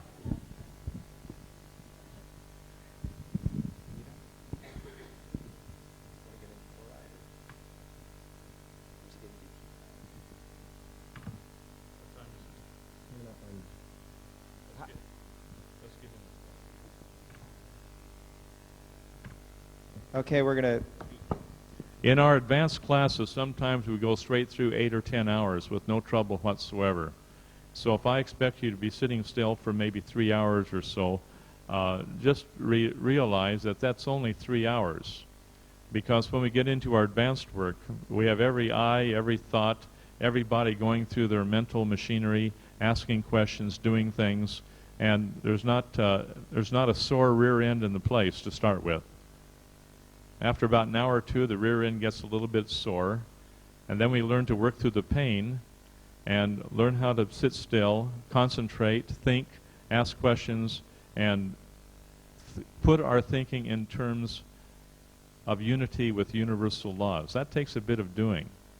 Now, we're going to start in on the principles that we must learn to understand. Now, some of these don't apply totally to Queensland, but we have a lot of people here from the Gold Coast and around, and it applies to them. And hopefully we can protect Queensland from ever having the curse of fluoride in the water supplies. So I'm going to have Doug deal directly with fluoride and the fluoride issue and discuss this in detail with you. You hang on to that if you would, and as soon as Doug's done, honey, then you deal with it. Okay, so it's my understanding that the water supply in Brisbane is not fluoridated. Is that correct? Okay, well that's good. So far, it's chlorinated, yeah. But so far no fluoride. All right. Well, so far so good then. We're blessed with chlorine here in Brisbane. Everyone knows that it destroys by interacting with the bacteria and gives the water a good, clean, bacteria-free material. But what they don't tell you is that whenever you have chlorine interacting with organic acids in any form, either living or dead, that it creates what they call trihalomethanes, which includes a number of different things such like as formaldehyde, all of which are deadly carcinogenic material which cause cancer in the body, and they have now proven conclusively that chlorine in the water supplies is one of the prime causes of bladder cancer. Happy with that? Fortunately, fortunately, chlorine's a lot easier to filter out of your water than fluoride. So it's there, but at least you can pretty readily do something about it. Fluoride is, by comparison, is very, very difficult to get out of the water. Most filters won't do much of anything on fluoride, so it's a much greater hazard, really. Although they're both, cancer-causing substances. You've all got a copy of the patient guide, and you might want to turn to page 26. And there's a couple of pages there on fluoride, which we're going to go over, pages 26 and 27. I might start off by just giving you a little bit of background here. Sodium fluoride is a extremely toxic byproduct of the aluminum and fertilizer industries. And it's been around for a long time, and up to maybe about 50 years ago, it was quite a problem for the aluminum and fertilizer industries because it was very, very toxic, and it was very, very expensive for them to dispose of it. and it basically had no little or no commercial value except as rat poison, and they'd get maybe very, very small amount of money for that, and then even then they had far more of the sodium fluoride than they could possibly sell as rat poison. So it was looked upon as a very big problem for the aluminum and fertilizer companies back then. And somewhere along the line in the United States, back in maybe the 1930s or so, somebody made an observation that in certain parts of America, where there was a certain amount of calcium fluoride in the water supply, somebody made the suggestion that perhaps this was helping to prevent tooth decay. And the aluminum and fertilizer industries jumped right on this because they saw the solution to all their problems there. If they could convince the public that fluoride was good for their teeth, they'd not only no longer have a extremely costly waste product to dispose of, they'd actually have a very profitable commodity if they could manage to sell it to the public. And so basically over the next 10 or 20 years, they began a campaign to get fluoride into the drinking water. And the way that they succeeded in doing this was through the U.S. Public Health Service. And the U.S. Public Health Service was under the jurisdiction of the Department of the Interior. And I'm not remembering the gentleman's name, but basically that was run by a guy that was a lawyer that was involved heavily with the Mellon family, which were the major stockholders of the Aluminum Company of America. And so the plot gets pretty thick after a while. But the basic thing that the U.S. Public Health Service did, besides campaigning very, very heavily for fluoridation in the water, is they set up a study that initially involved, I believe, over 200 different cities in the United States. And some of these cities were to be fluoridated and some of the cities were not fluoridated. And the study was supposed to take place over about a 10-year period, and what they were basically supposed to do is look at the fluoridated cities and look at the non-fluoridated cities and compare the rate of tooth decay particularly amongst the children. And basically what they did is after about 5 years, they more or less they didn't really follow through with the study. And what they did is they looked at those 200 cities, and if you actually looked at all the data from all 200 cities, it was pretty obvious that fluoride had no benefit whatsoever to the teeth. So what they did very cleverly, and I was a applied math major in university, and I did a lot of work with statistics. And one of the things you have to realize about numbers is numbers don't lie, but you can sure lie with numbers. Or as Mark Twain put it, there's liars, there's damn liars, and then there's statisticians. So you can pretty well prove anything you want with numbers.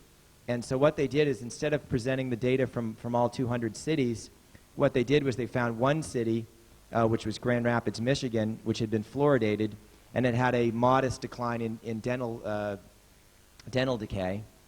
And then they found another city of similar size that had not been fluoridated and had not had as much of a decline in dental disease. And so basically that's what they published. So if you go to your dentist nowadays and he says, oh, well, of course fluoride's, if you say, well, these Americans are here teaching this seminar and they're telling me that fluoride isn't even any good for my teeth. And your dentist will just poo-poo that and he'll say, oh, nonsense. That was proved back in the United States in the, way back 50 years ago. This one study is the entire basis of the alleged benefit of fluoride for dental decay. This one study that was done in the United States, and it's a totally falsified study. What they did after this study came out is they buried the data, and it took actually about 40 years for the data to come back out. A guy by the name of Dr. John Yamianis, who wrote this book, Fluoride, the Aging Factor, he had to sue under the Freedom of Information Act. The data had been basically squirreled away at the Department of Justice by then, and Dr. Yamianis actually brought a Freedom of Information Act suit against the U.S. government to get the data. And it took him about 5 or 6, and this is supposedly, scientific freedom and all that. I mean, if the data really showed that fluoride was good, you wouldn't think they'd have any reason to hide it from a reputable scientist, but they fought tooth and nail to keep the data suppressed. And it took a number of years for him to finally win the lawsuit and get the data. And then what they did to stall things even further is instead of simply just giving him the data on computer disk, they gave it to him on hard copy. So it took about another 5 years to get that all back on the computers to where he could even analyze it. So the government really dragged the whole thing out. But the bottom line is once you got all the data assembled and you just looked at all the data from the 200 cities, it was actually quite obvious that the only effect of fluoride had been to increase the rate of dental decay. Do you all understand that? So the only reason that any of you would even think about taking fluoride would be you think it would be good for your teeth, or you think it would be good for your children's teeth, right? You know, so a lot of people start to hear this other information on fluoride about, you know, destroying the immune system and causing cancer and all that, and they go, yeah, but it's good for our teeth. So the thing I want you to understand right from the start is it doesn't even do the one thing that it's supposed to do, which is protect the teeth of children. In fact, quite the opposite. If you take enough fluoride, what will actually happen is your teeth will get all soft and crumbly and eventually fall out. If you have any doubts about that, next time you go to the dentist, ask him to define the term dental fluorosis for you. You know, especially if he's advocating fluoride. Just ask him to define the term dental fluorosis, and what he'll probably very reluctantly tell you is that, well, yeah, gee, actually, if you do get too much fluoride, your teeth get all soft and brown and eventually start to fall out.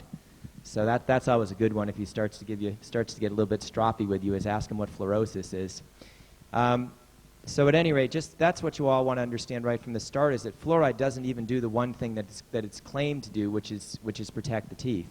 John? Continue on. Okay. So at any rate, that's one little myth you have to kind of dispel at the start, is that there's really no benefit to fluoride. I would like to caution the parents here of children that are going to school. I don't know if they do it here in Australia, but where we live in the Cook Islands, the children were getting fluoride rinses in school that they were forced to take, and a lot of the parents didn't even know about it. In fact, this one parent brought their child to me for nutritional counseling, and I asked the child, I said, are they giving you any rinses in school? And the girl said yes, and the mother was appalled she didn't even know about it. So this is something to look into also. Depends from where the person is coming from, which area. You should check on that also with children. Another thing you might want to be aware of is if you take an average-sized tube of toothpaste, there's actually enough fluoride in that one tube of toothpaste to kill a child. I mean, in other words, if a child were to consume an entire tube of toothpaste, most likely the child would be dead fairly rapidly. And I've been told that there's usually not enough to kill an adult, but just to make an adult very, very ill. So, a matter of fact, if you were to go back far enough, the original Crest toothpaste ads in the United States used to actually caution you to make sure that your children didn't swallow the toothpaste. But of course, that got people a little concerned, and it was sort of adversely affecting the sales of the toothpaste, so they scrapped that part of the advertising campaign and you know, stopped telling people to not swallow the toothpaste. You go back a little bit further, everyone knows who lived back, say, 30 or 40 years, that the original use for your sodium fluoride, which is the byproduct of the aluminum and fertilizer industries, was rat poison. Very, very effective form of rat poison. So at any rate, you might want to think about some of these things before you brush your teeth with rat poison tonight. Just keep that image in mind. I think it'll help. There are herbal toothpastes in the health food store.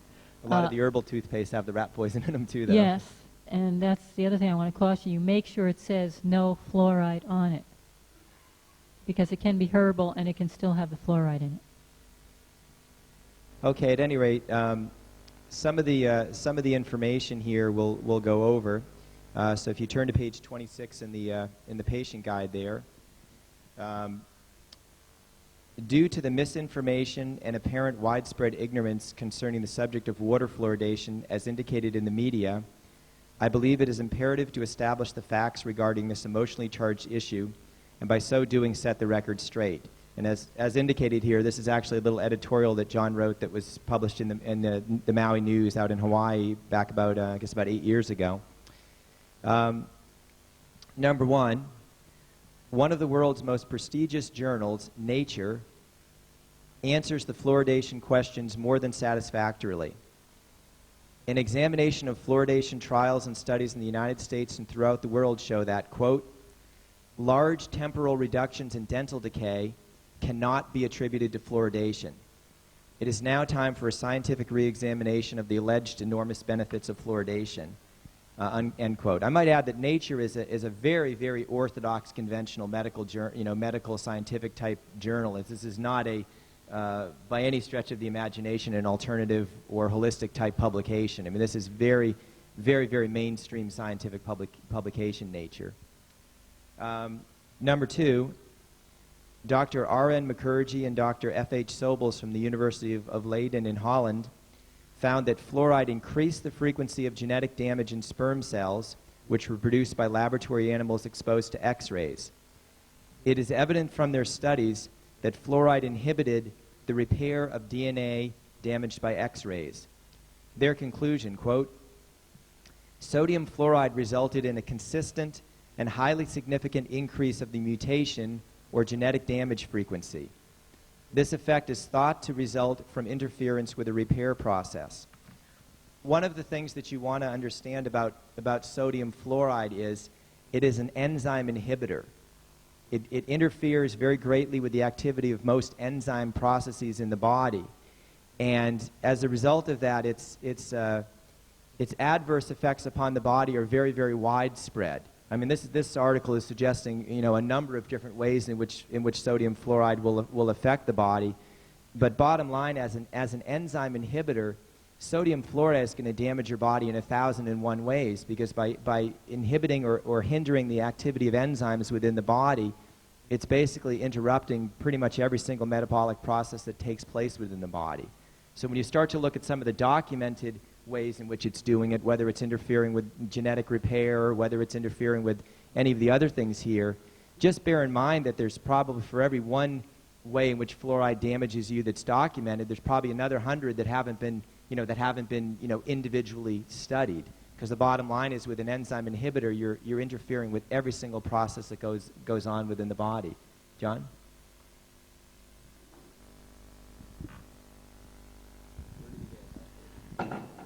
Go ahead. Okay. I used to, for a while back in the States, a few years back, I used to do a radio show, and I did I tended to like controversial subjects, of course. It was kind of made it more interesting for me. So I like to do shows on things like fluoride and mercury and things like that, get the doctors and the public stirred up a bit. So I did a show on fluoride. And I had a couple of guests. One of them was Dr. Robert Carton, who's down here, number 5. And the other was a medical doctor from out in California by the name of Dr. John Lee, that some of you may be familiar with because he's written some books on natural progesterone as well. But Dr. Lee was a real interesting individual. He's a conventionally trained medical doctor, and he lived in Marin County, which is kind of a little ways north of San Francisco. He lived up in a town named, I think, Mill Valley. And back in the 1970s, this town was considering fluoridating their water supply. And he was asked to serve on the advisory board to determine whether or not they should fluoridate the water, and, if so, how much they should put in. And as he told me, he went into it, as a conventionally trained medical doctor, he went into it with the assumption that, of course, they should fluoridate the water. I mean, that's what he'd been taught in medical school. Fluoride was good for the teeth. So he went into it very much with the mindset that it was, pretty obvious that the fluoride would be good for everybody. And, really the only thing they really had to figure out was how much to put in, what would be the optimum dose. But being a very, very honest and very, very thorough man with a scientific background, he nevertheless started to study. He started to look into fluoride. And he started to look to see where the results were that would show that fluoride was good for you and all that sort of thing. And he said he was absolutely appalled as a scientist to find out that there was no scientific basis for fluoride whatsoever. And the way that he explained it to me, it was like discovering that the emperor has no clothes. I mean, he said, the more he looked into it, the more obvious it became to him that there was absolutely no scientific basis for fluoride. And as a matter of fact, if you started to study it in any detail, it soon became quite obvious to him that it was a very, very harmful substance, that it didn't benefit the teeth, and that it harmed the body in 1,001 other ways. So he did an interesting study there. He did a double-blind study with his patients in his medical practice, and what he did is he had a chemist or a pharmacist locally prepare the drinking water for these people, where basically they would get either fluoridated water or non-fluoridated water. And neither the patients nor the doctor, Dr. Lee, would know who was getting what. The only person that would know who was getting what was the pharmacist. They would have to go to this guy and get their drinking water each week, and he would keep track of who was getting which type of water, which month, that sort of thing. And what the patients would do and what Dr. Lee would do is they would basically just sort of keep track of the symptoms that people had. And what they found, at the end when they compared notes with the pharmacist, and saw who was getting fluoridated water which months and who was getting non-fluoridated water, is what Dr. Lee found was, regardless of what was wrong with the individual, I mean, it didn't matter whether it was heart problems or kidney problems or digestive problems or arthritis or whatever, regardless of what was wrong with the individual, they always got worse when they were on the fluoridated water, and they always started to improve as soon as they stopped taking the fluoridated water. And he did this with many, many different patients, and it was a very strictly controlled double-blind study. And I thought that was really quite a brilliant little study he set up there. And I asked him why he thought this was so. I mean, it was like I said, he was a general practitioner, so he had a broad range of patients with all sorts of different complaints. I mean, it wasn't just people with arthritis or just people with kidney problems. It was all sorts of different problems. And I said, well, what do you think is the mechanism here? And he said that as far as he was concerned, the major mechanism by which fluoride was affecting all these different conditions was quite simple. It was that it was an enzyme inhibitor. And if you inhibit the activity of enzymes in the body, you're basically destroying the body. And you throw on top of that it destroys the immune system, and you've got yourself pretty much a wonderful recipe to destroy the entire body. If you inhibit the immune system and you inhibit the activity of enzymes, well, you pretty much leave a person open to problems wherever they're, most susceptible to problems. I would like to back this up. I have a personal bone to pick with fluoride because I lived in San Francisco. And in San Francisco, they put fluoride in the water. I was eating all organic vegetables and fruits and a very good diet, and I still came down with rheumatoid arthritis, which destroyed the fluoride destroyed the immune system. Rheumatoid arthritis is an autoimmune disease. Also, people are unaware that the fluoride is absorbed also through the skin. So it's not just drinking the water or using the toothpaste, but you also have to be aware that taking a shower in fluoride, you get the fluoride in your system, and also through baths. I had one woman come to me, and she had tremendous arthritis. Her knee was as big as a soccer ball. It was so calcified. And I kept asking her, I said, "Are you sure you're not taking any fluoride?" She said, No, I'm not drinking any fluoride water. I don't take any fluoride into my system. I said, "Do you take showers or baths?" She goes, "Oh yeah, I take a 3-hour bath every day." And I said, "Is your area fluoridated?" She said, "Yes." I said, "Well, the fluoride is going right through your body, through the skin. People are unaware of this. So I also wanted to make you aware that you can take it right through the skin." How many of you drink different types of waters that are filtered waters and so on that come out of New South Wales? The New South Wales, all these different filtered waters and drinks and so on, and different sodas that are made with water from that area all contain fluoride.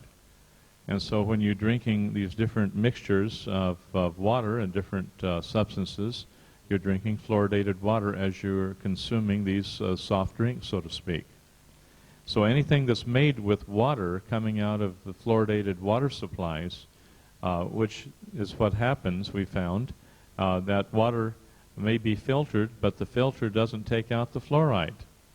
And that fluoridated water you're consuming that, not realizing it, and this is going to have a detrimental effect upon your health, and you'll wonder why you don't feel good, why you're tired all the time. Now, I'll just say this, when we get into the immune system next week, you'll see from the sclera of the eye absolute positive results as to what happens to the body when the immune system goes down, and you'll see it in your own eyes and in other people's eyes. We'll have results with the fluoridated water. Did you ever meet Dr. Van Bevelen? Okay, Dr. Van Bevelen from Princeton University is trained in body electronics, and Dr. Van, as we call him, has what they call live blood cell analysis, where they take a drop of blood and they check it all out. And he finds that when he looks at that live blood cell analysis, he can pinpoint people directly who lives in fluoridated areas and who doesn't. He says they live in fluoridated areas and there's absolutely no movement, which Doug will get into here shortly. There's actually no movement of the white blood cells. But as soon as you take a little bit of Schweitzer, which we'll talk about a little later also, a Schweitzer formula, within 30 seconds, the white blood cell is activated and is moving all around, eating up all the debris that's in the system. But now the thing is what our job to do here is not only point out what destroys the immune system, but the solutions we have for correcting it, that the body then might readjust itself and body might come back to good health. And we will have this formula, Schweitzer formula, available tomorrow if anybody would like to purchase it. Okay, number 3 here. Dr. S.I. Voroshelin and co-workers from the Russian Research Institute of Industrial Health and Occupational Diseases concluded, quote, "It would seem to us that fluoride could cause some kind of disturbance in the enzymes that are related to the mechanism of DNA repair and synthesis," end quote. Dr. A. Yarez from the Department of Toxicology from the Central University of Venezuela in Caracas reported that, quote, "Fluoride added to the drinking water of female rats produced birth defects in their offspring," end quote. Those involved in birthing our children know of the huge increase in birth defects and deformities in large cities where fluoridation is used. We're getting to the point in a lot of many of your Western countries where it's actually getting almost impossible to distinguish between non-fluoridated and fluoridated people.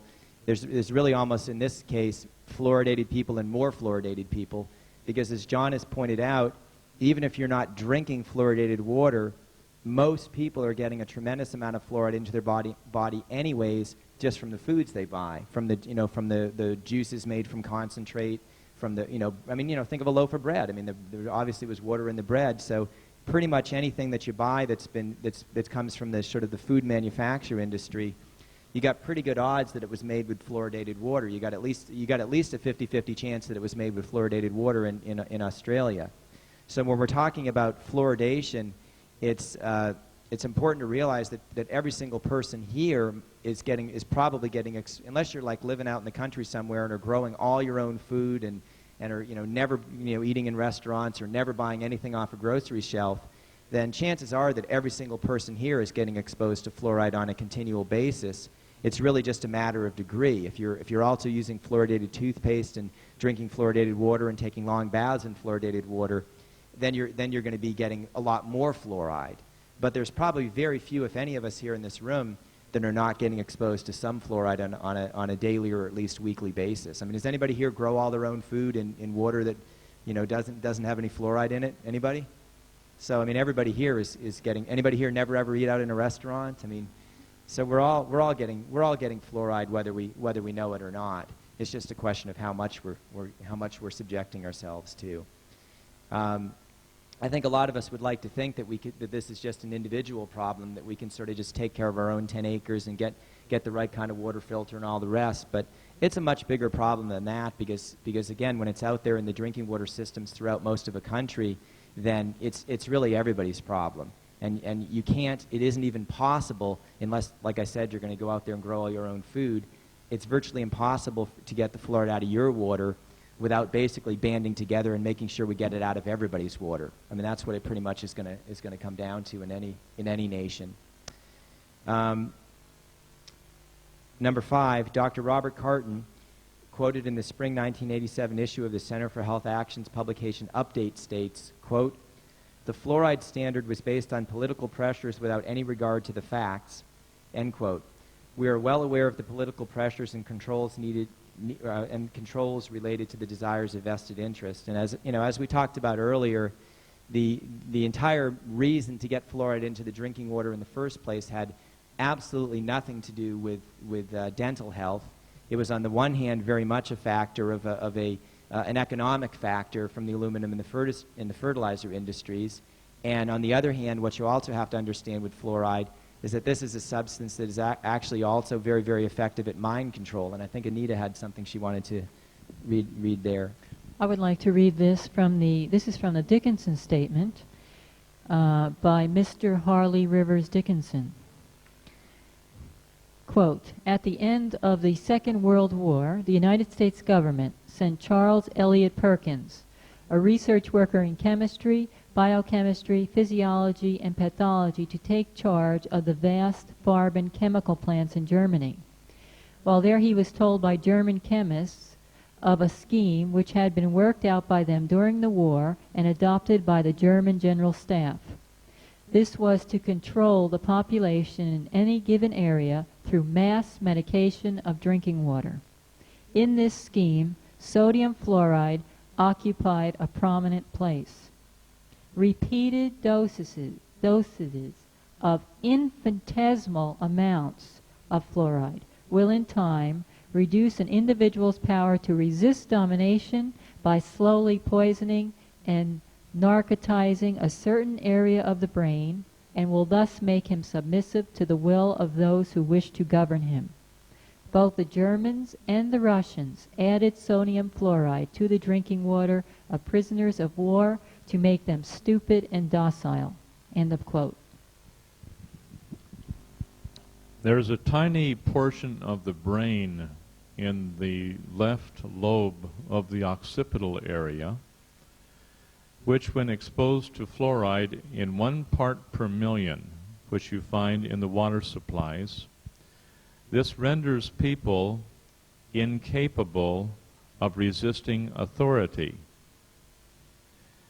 And I have a 52-page documentation that if any of you want, you talk to Anita and she'll see that you get it. It's a 52-page article on fluoride and its effect upon the human body, and the history behind the governmental uses of fluoride to totally intoxicate people, like they have used in the slave labor camps of Russia, like they have used in other prisons where they douse people with fluoride and they no longer, they run around like zombies where they have no will to resist authority, just like with the Prozac, which is a fluoride-derived material that they use to, like Valium is used to calm people down. And so Prozac is very detrimental to people's health, and yet it's used extensively and encouraged by many of your medical doctors here to give people to kind of calm them down when they're really in pretty bad shape. And we've got problems there. Now, this particular material will destroy after 1 year, according to this gentleman, not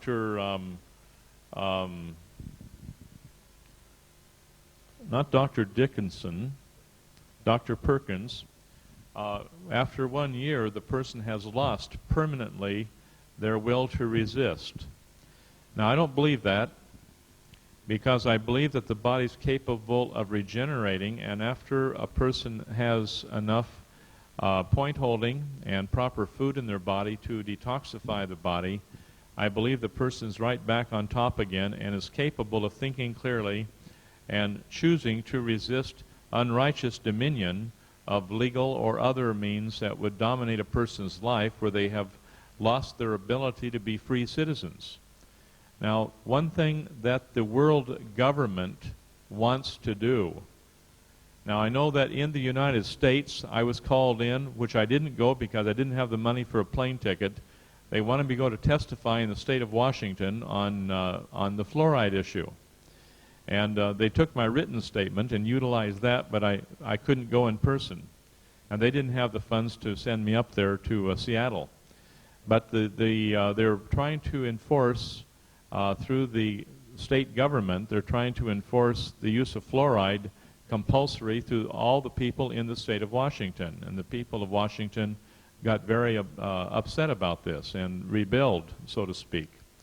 But they uncovered the plan of the U.S. government to enforce, by the year 2000, all American citizens to enforce fluoride in all water supplies. Now, if this does what the Germans have found to do, and which the Russians have experimented with and found to do, and which the United States has experimented with and found to do, this will actually cause all people to be controlled by whatever government is in. And I think you're all aware of the one world government that the banking system, the Rockefellers, George Bush, and others are trying to enforce on the world society, which puts every human being who is not one of the elitist members under the control of the one world government, and people then just begin to follow like sheep. One person said, "Is that bad?" Anyway, you want to think about that for a while, because we're all in that boat, and we have to think carefully about how to preserve those freedoms which are innately ours under God. And regardless of how I might think individually as a person or how you might think, we need to band together,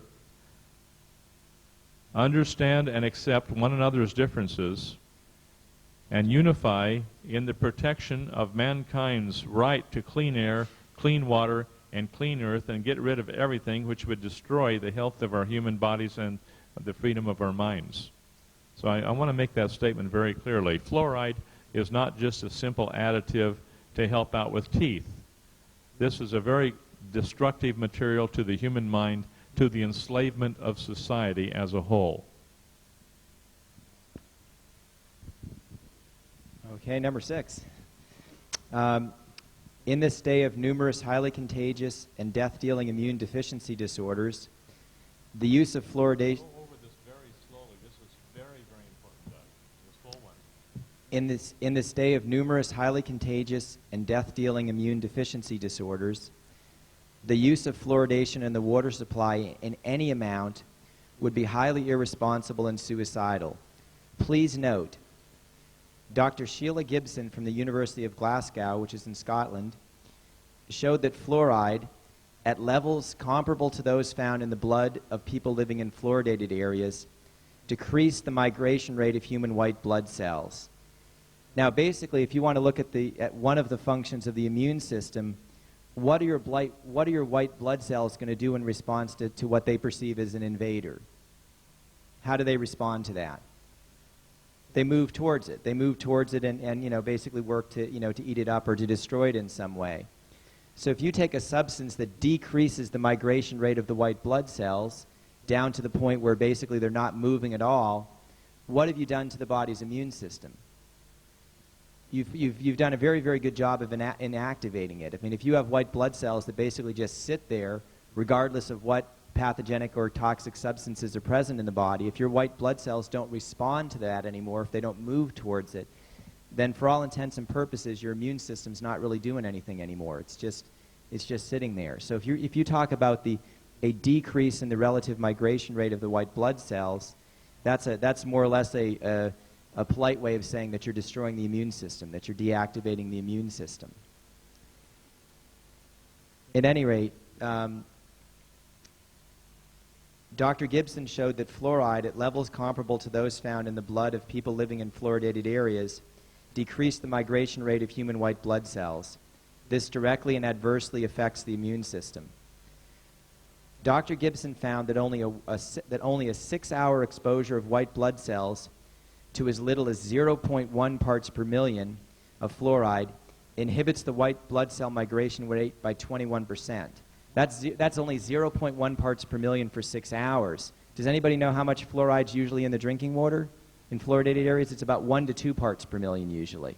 So in other words, about 10 or 20 times as much as that. And yet even that very, very small part for 6 hours, 0.1 parts per million, is going to inhibit the migration rate by 21%.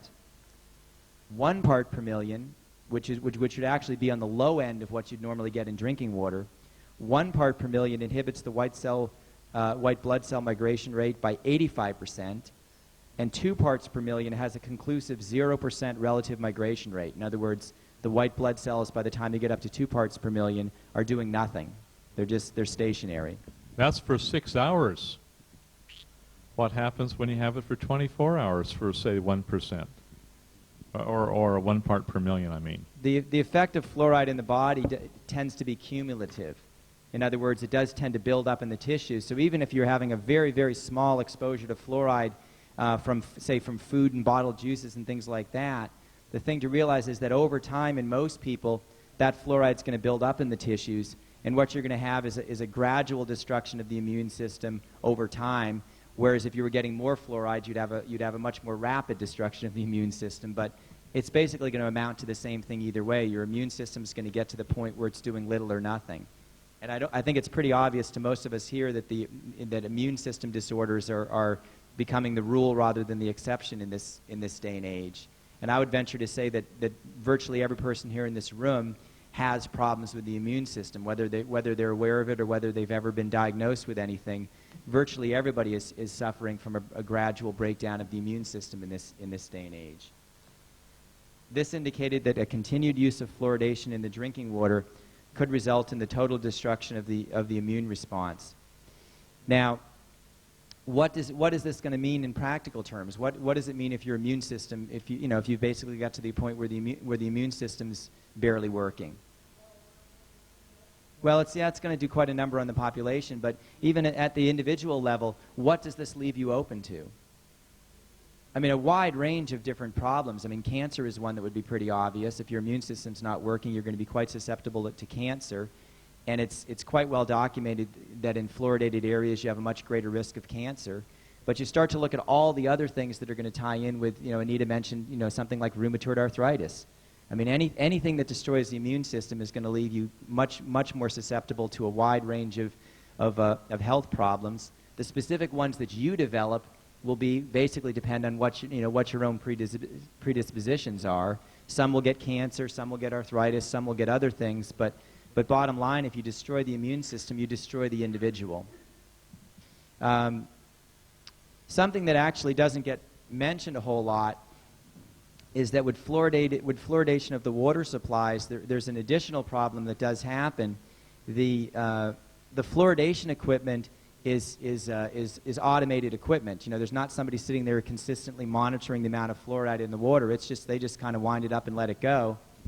And one of the things that actually happens, and this has been documented extensively in the United States, is you get equipment malfunction, and all of a sudden you end up having 200 or 300 or 400 parts per million fluoride in the water, and you end up having the emergency rooms getting flooded and people dying and all sorts of things. And usually the authorities are pretty quick to kind of hush up the thing, and nobody wants to pin it on fluoride because they'd all get sued. But this is something that's been documented several hundred times in the United States, where you've had known fluoride leaks into drinking water, and you've had a rash of deaths and injuries and all sorts of things from it.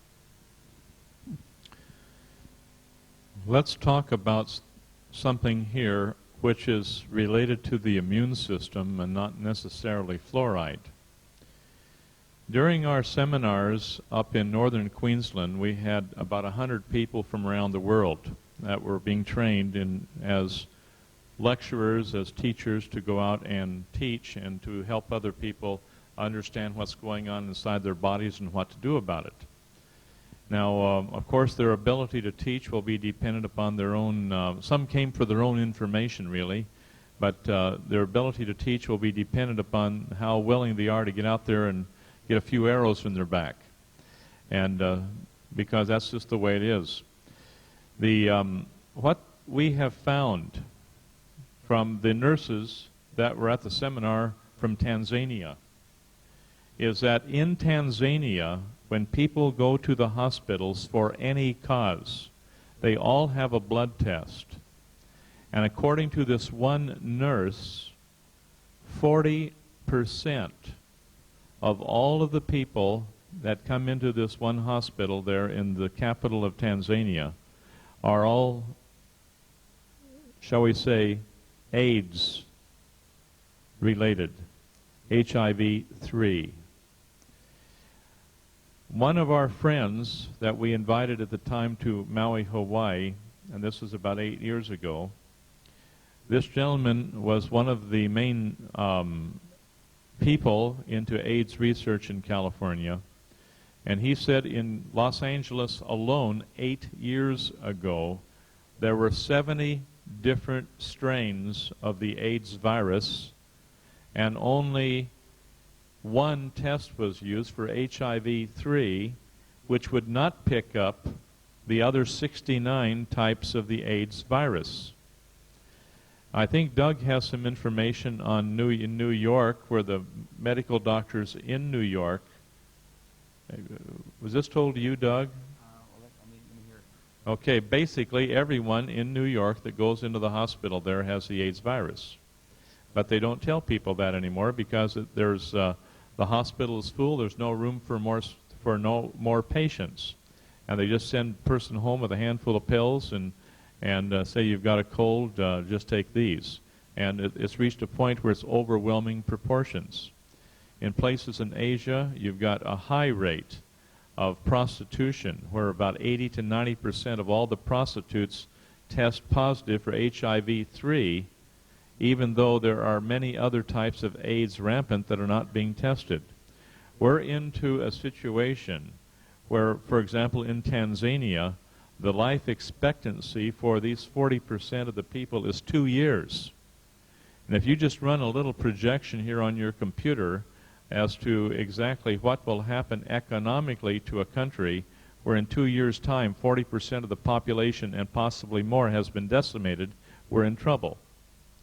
Now this doesn't include India, this doesn't include Pakistan, this doesn't include most of the Indochina, the old Indochina, from Cambodia down through Vietnam, through Thailand and so on, where AIDS is running rampant there.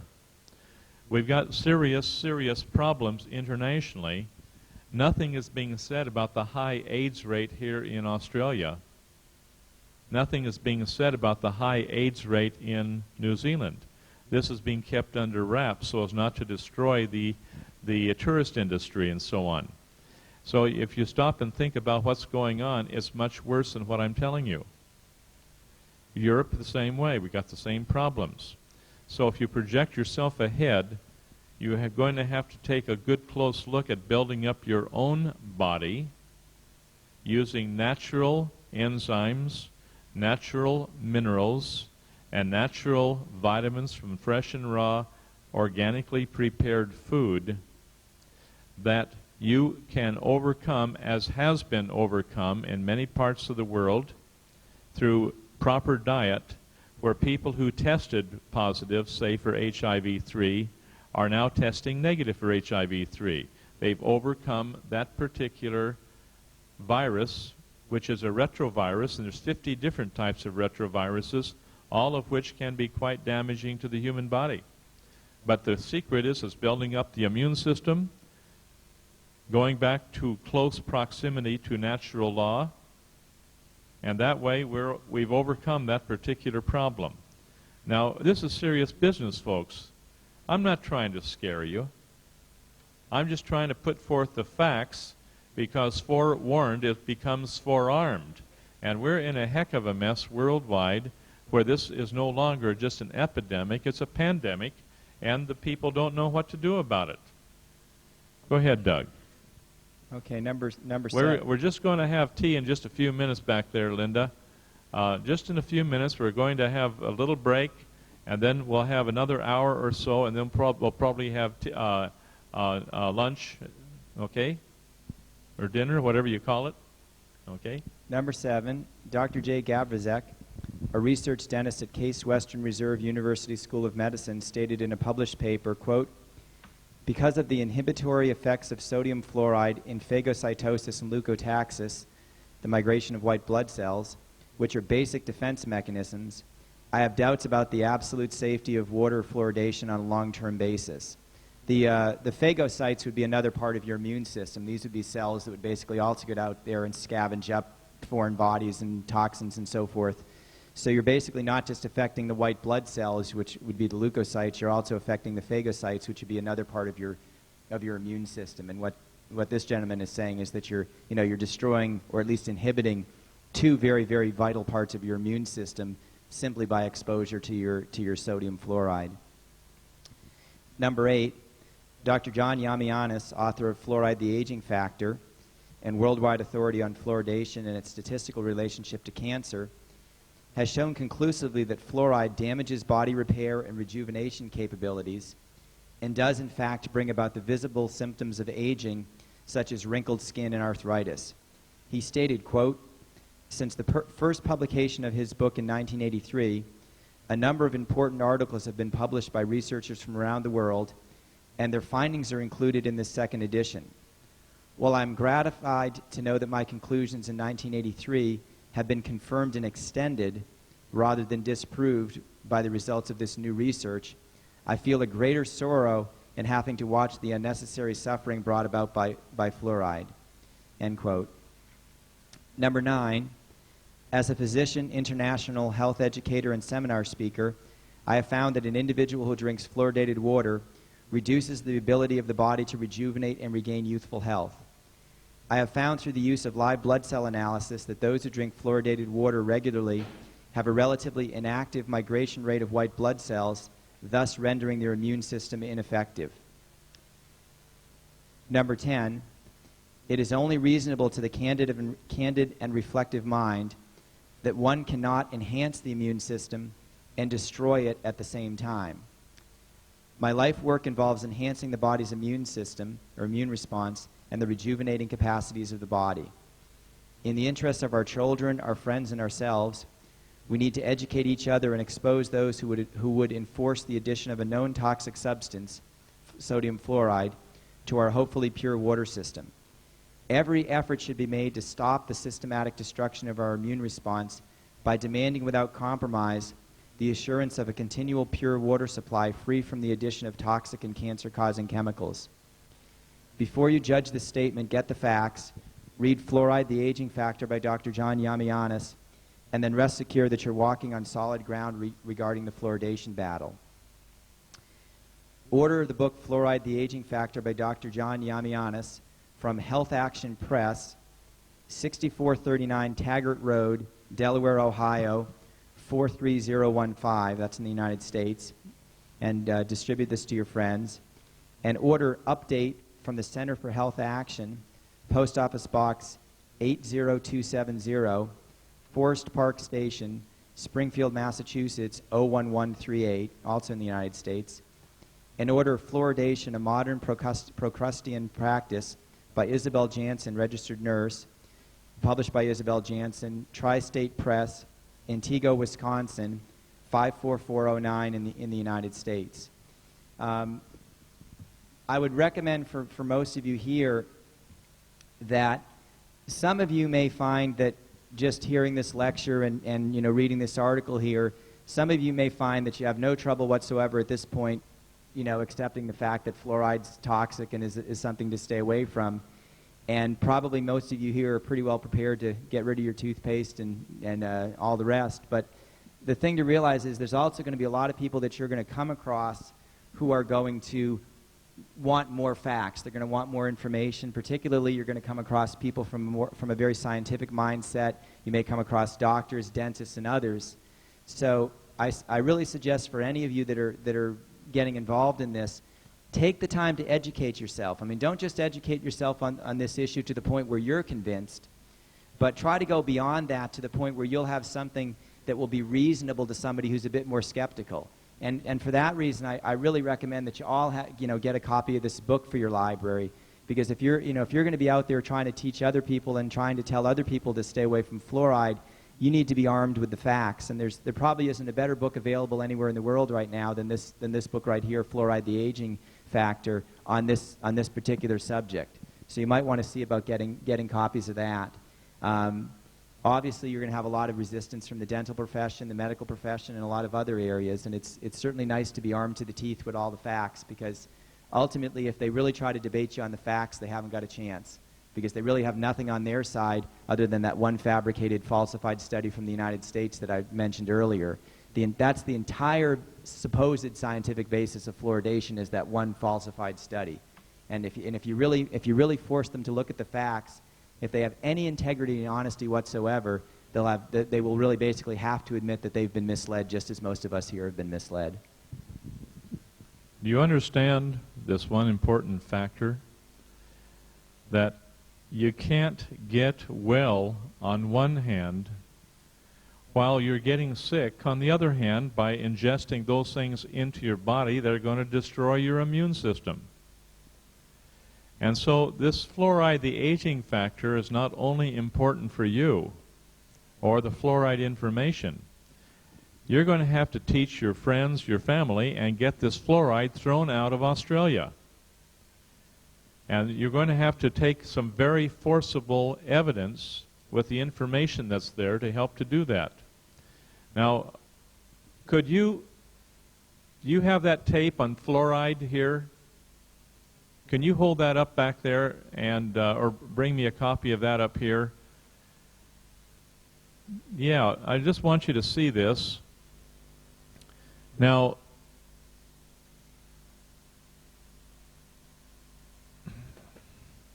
this is called fluoridation, a crime against humanity. And while we were down in Melbourne, we put this together. And I'm grateful for this couple right here because they took time to take the time to get this information available for people. For a very small price, you can get this to your home, play it to your relatives and friends, make it available to your relatives and friends so that you can educate them before this next planned rush to fluoridate the Queensland water system. Did you hear me? They plan on putting forth a tremendous campaign to fluoridate the Queensland water system. And you're going to have this information out far in advance in order to stop that particular plan, which will disrupt your entire lifestyle, so to speak, and your health. So there's a lot of information on here, and I think that this would be very wise to get. Now, for those of you who want a far deeper amount of information, there's 52 pages, single-spaced, of fluoride information that goes into every bit of detail that we can get on fluoride and how it affects the human brain and how it has been planned by different governments to use fluoride in the water systems to bring about subjection of the people, that they will not have the ability to resist governmental control. And that, to me, is a great, great crime. We have the right to clean air, clean water, and we're not getting it. And so this is where we have to prepare ourselves in advance before the onslaught to inject the fluoride into the water supplies of Queensland. New South Wales already has nearly fluoride in every place in New South Wales. But this Queensland is one of the places yet that hasn't been totally destroyed by that particular pollutant in the water supply. I appreciate your continued interest here and attentiveness. Some of these things get a little bit dry, but they have to do with the continued health of our body. And we're going to get into a lot of these things that we really need to get into in depth. Linda, what's the situation, please? Would you like to give an announcement as to where to go so we don't get lost? Linda tells us all. Mercury toxicity, another one of my favorite subjects. Okay, this is also in the Blue Book on page 28, also compiled by Dr. John Whitman Ray. Number 1, I have had the pleasure of testing several hundred patients and students in my field of body electronics with the Jerome Mercury Vapor Analyzer. I have found only 2 people in all my testing who have not evidenced a continual toxic exposure to mercury vapor emanating from silver amalgam dental fillings under normal chewing compression. The amount of mercury vapor emitted under normal chewing compression exceeded in 10 seconds what the maximum allowable mercury exposure would be in industry in a 40-hour work week, as is indicated by both Russian and USA standards. This amount of exposure to mercury vapor is totally unacceptable to the scientific mind. I hope all of you are aware of what we're speaking of. We're talking about the silver amalgam dental fillings in the mouth. These fillings, according here, just by you're constantly poisoning your system by chewing. As you're chewing, this vapor is being emitted, combining with the bacteria in the mouth, forming a poison. This usually affects the pituitary and the thyroid gland. So that's why we're suggesting for people to take out the silver amalgam fillings and replace them with a composite or a white plastic. Number 2, dentists have been educated to believe that once mercury has been combined into the filling material, it remains locked in and can't come out. The sad fact is that there is absolutely no scientific research in existence to support this hypothesis. To the contrary, all evidence indicates that silver amalgam containing approximately 50% mercury is a source of extremely toxic elemental mercury adversely affecting the health of the human body.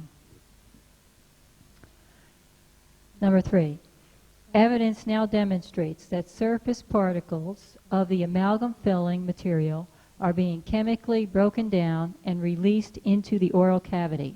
These minute particles of mercury filling are acted upon by oral and intestinal bacteria to produce methyl mercury, an even more toxic form of mercury than elemental mercury, with target areas being primarily the pituitary gland, thyroid gland, and the brain. Number 4, it has been demonstrated that dissimilar metals in the mouth can also contribute to electrical activity and corrosion, much like a battery, and can result in unexplained pain, ulcerations, inflammation, and disruption of corresponding meridians in the body. This may result in a wide range of unexplained symptoms and disease. The presence of mercury in dental amalgam fillings has been shown conclusively to adversely affect the body's immune response. It has been shown that after amalgam removal, the red and white blood cell levels tend to seek normal range with a corresponding increase in the body's immune response as evidenced by T lymphocyte count increase. Number 6. Research has indicated that mercury is the single most toxic metal that has been investigated, even more toxic than lead, cadmium, or arsenic. Number 7. The International Conference on Biocompatibility of Materials was held in November 1988 in Colorado Springs, Colorado, USA. Many of the world authorities on mercury and mercury toxicity met to discuss the issue of dental amalgam and unmaterials used in dentistry. Their official conclusion was drafted and signed, which read, based on the known toxic potential of mercury and its documented release from dental amalgams, usage of mercury-containing amalgam increases the health risk of the patients, the dentists, and the dental personnel. Now, we have worked with several cancer patients, and we find that we cannot get results with them until they finally take their silver amalgam fillings out of their teeth. And then we get results. Number 8. Autopsy studies from Sweden and Germany show a positive statistical correlation between the number of occlusal surfaces of dental amalgam and mercury levels in the brain and kidney cortex. It would be wise to point out that both elemental mercury and organic methyl mercury were found in brain tissue upon autopsy. Number 9. Dr. David Eggleston of University of California found a T lymphocyte count of 47%. Ideal levels are between 79 to 80% in patients with silver amalgam fillings. After removal of the amalgams, the T lymphocyte count rose to 73%. Number 10, multiple sclerosis patients have been found to have 8 times higher levels of mercury in the cerebral spinal fluid compared to neurologically healthy controls. Inorganic mercury is capable of producing symptoms which are indistinguishable from those of multiple sclerosis. Number 11, it is the responsibility of every dentist and doctor to inform and educate their patients to the effect that, number 1, mercury is contained in most dental filling material and all silver amalgam material. Number 2, mercury in fillings can have toxic effects on some persons. Manifestations of the disease of mercury poisoning only starts to become apparent 3 to 10 years after the insertion of the mercury. Number 3, there are alternative materials that could be used for dental filling that could have after effects on the individual. The patient has the right to insist that an alternative material be used. This is important. Most of the time, when you go to the dentist, they will just simply use the mercury amalgam.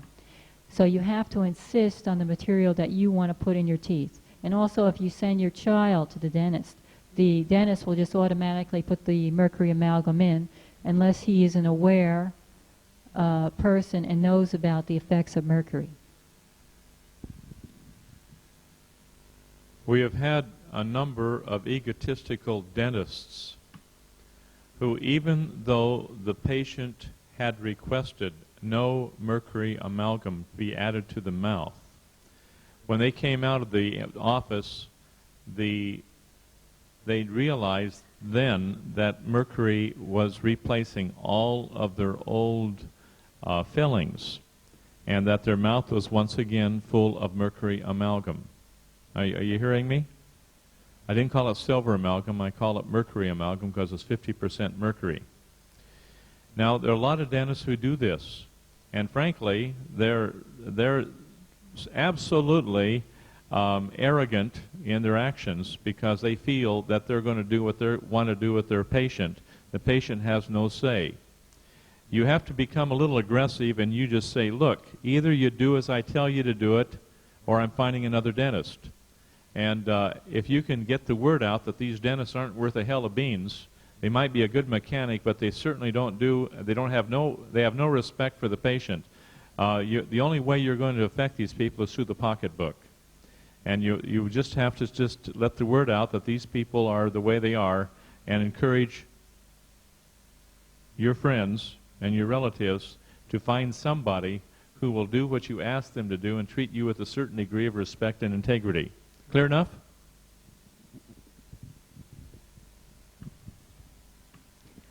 Number 5, the freedom of individual choice in healthcare shall be inherently respected and preserved as an individual right and responsibility of free men everywhere.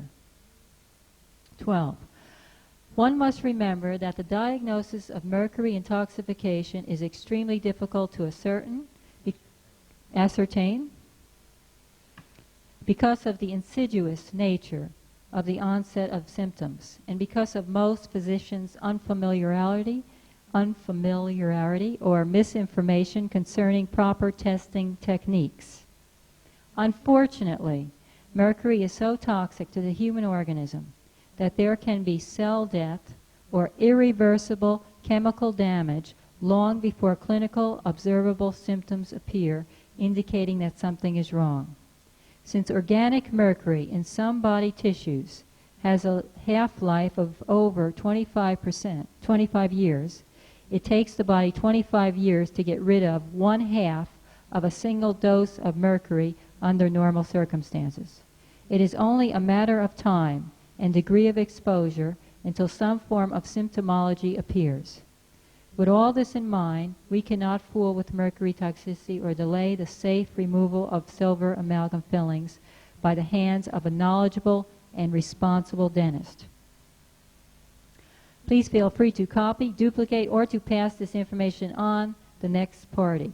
Our health collectively is dependent upon this type of information, or else we would succumb to disinformation. Any questions on mercury silver amalgam fillings? Could you please come up to the mic?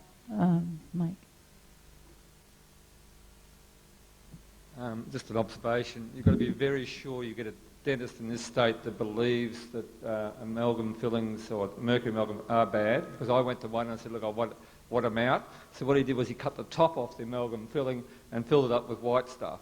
So then later on I went to see a real dentist, and he took the new x-rays and he found all these amalgam left behind. That's what he did, because he said it wasn't necessary, the first one. But there are a lot of good dentists in Brisbane who can fix it up properly. The same thing happened to me. Thank you. I went to a dentist to actually have my root canals pulled out. And when I went there, he took an x-ray just to check my whole mouth out, and he said, you have amalgam under your white fillings. And I just couldn't believe it. I said, this can't be possible. And he drilled through the white one, and he showed me with a mirror, and I saw the mercury amalgam there. If they don't believe in it, if your dentist does not believe in it, they don't care and they won't take it out. So you have to take a mirror with you, and after they drill it, make sure they've taken all that amalgam out of there. And I would urge you to go to someone who is concerned about this and who is knowledgeable about it, because then they have the proper equipment. They have the rubber dam. They have the suction there. So when they're drilling, because all those little particles go shooting up all through your mouth, and it's very easy to swallow them and get mercury poisoning. And you feel worse with the mercury poisoning than before you had the amalgam out. You get flu-like symptoms, and this mercury completely destroys the immune system. Therefore, it's best to go to a dentist who is concerned, who knows this, and has all the proper instruments available for you. Also, they have different kinds of composites now available.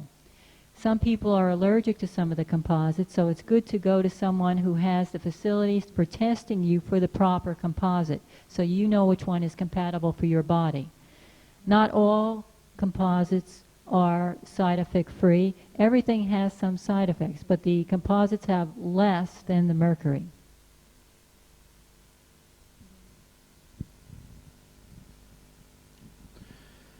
When I had my silver amalgam fillings out, I had a Chinese dentist trained in China take my silver amalgams out for me, and he's fully convinced of this toxicity of the silver amalgam. And he said to me, he said, did you know? He said that after the silver amalgam is inserted in your tooth, 18 hours later, it has migrated through the dentine and into the pulp and into the bloodstream of the person and begins to, poison your body. 18 hours it takes for the molecules of the mercury to migrate through the tooth.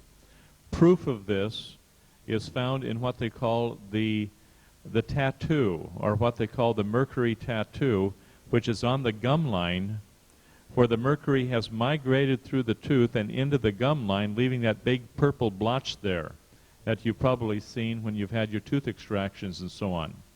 This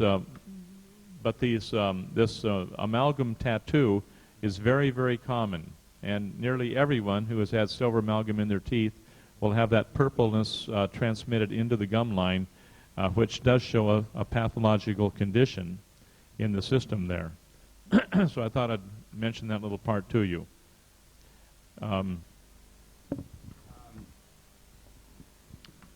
Just to go back to one of the first things Anita was reading there, John had a piece of equipment that he's referred to here called the Jerome Mercury Vapor Analyzer, and back about, I guess, around 10 or 12 years ago, John used to lug this around to seminars quite a bit, and he used to do readings on people. And what this was, it was a very sophisticated piece of equipment that I think wasn't it developed by the U.S. Navy? It was built by a company, the Jerome Company, down in Prescott, Arizona. But it was used in every satellite that went up in the air and used in every naval vessel, especially submarines, to detect any possibility of mercury toxicity in the atmosphere, the internal atmosphere of the submarine or the spacecraft. So this was a very sophisticated piece of equipment, and what you basically did to get tested was they would you'd have a little tube in your mouth, and what you would do first is you would chew on a stick of gum for I think around 30 seconds or so, and then what basically would happen is if you had the silver amalgam fillings, the compression of chewing, which of course you get just doesn't have to be gum, could be anything, but the compression of chewing actually releases mercury from the filling in the form of a mercury vapor. And this machine would measure the amount of mercury vapor that was present inside your own mouth. And what John found through testing, hundreds of people over a few years, is that virtually every single person he tested, I think there were 2 exceptions, but virtually every single person he tested who had silver dental fillings would get a higher level of mercury vapor in their own mouth than the government would have allowed them to be exposed to on the workplace. In a 10-second exposure, to taking a little tube and just sucking out the air in a 10-second exposure, there'd be more mercury that would be ingested, breathed in, and so on, than was allowable in industry in a 40-hour work week. I started doing a little count on myself. At that time, I had bone cancer, and I was given 6 weeks to live. And I figured, well, it's about time I do something about this mercury amalgam that was in my teeth. That's the 3rd time I had cancer. That was years ago when I was 50. Now, the thing is at that point of time, that when I took that Jerome mercury vapor analyzer, I had a higher amount of mercury in a 10-second moment of time, and I started to multiply that for a 40-hour work week, and my golly, I can see why I was so doggone sick. I was ingesting a tremendous amount of mercury into my system, breathing it in. I had problems at that time with shaking, where my hand was shaking like this all the time. I'd hold my hand out like this and it'd shake. Now it's just as steady as can be. I had thyroid problems. According to the iris of my eye, I had pituitary problems. I didn't know at that time that the mercury was converted, as Anita had read to you, was converted into methyl mercury. And methyl mercury then goes through the blood-brain barrier and affects the brain, affects all of the endocrine glands, especially the pituitary and the thyroid. And it hasn't been only recently until my thyroid has begun working properly after all of these years. And I relate that to the problem that my whole body was saturated with mercury. Now, I didn't get over the bone cancer until after my silver amalgam fillings were removed. And then I was able to get over my problems in my body there. And, it gave me a new lease on life, where because of my new lease on life, I can say what I want to say. I park my car where I want to park my car. I do exactly what I want to do that I really believe is the correct thing to do. And it's like damn the torpedoes and full speed ahead. Because I found out exactly what was wrong with my body, and this is wherever I go, I come out very strongly without compromise on mercury. And I know some dentists say, well, you're not toxic, no problem, no problem. That's a damned lie, folks. That's a damned lie. I have tested people over and over again that had mercury in their mouth, even 1 or 2 fillings. And in a 10-second interval after chewing, with the compression of the mercury and the consequent release of that mercury, I have found that that is more than what is allowable in industry in a 40-hour work week in 10 seconds. Now you multiply that out for a while and see what you come up with on mercury exposure. then you'll know why so many people have so much illness.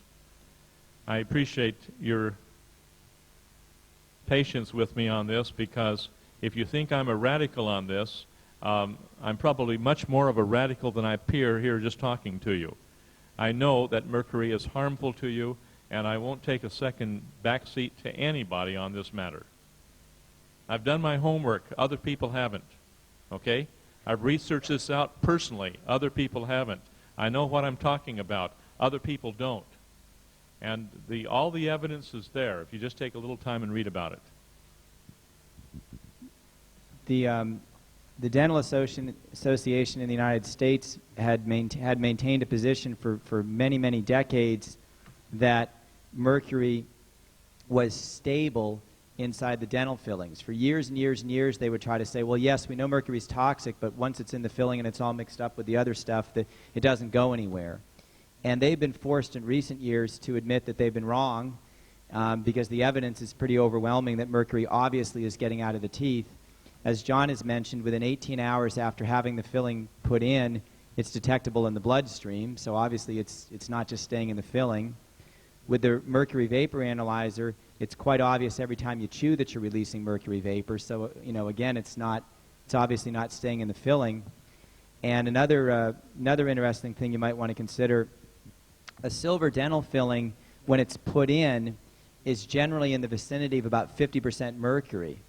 If you take people that have their teeth extracted later on and you analyze those same mercury fillings, which initially were about 50% mercury, they're down to around 30% mercury by the time they've been pulled out of your head 10 or 20 or 30 years later. So any dentist that tries to tell you that the mercury stays in the filling really has no idea what he or she is talking about, because the evidence from any of a number of different angles is overwhelming that the mercury very definitely doesn't stay put in the filling, that it very definitely does get out into the system.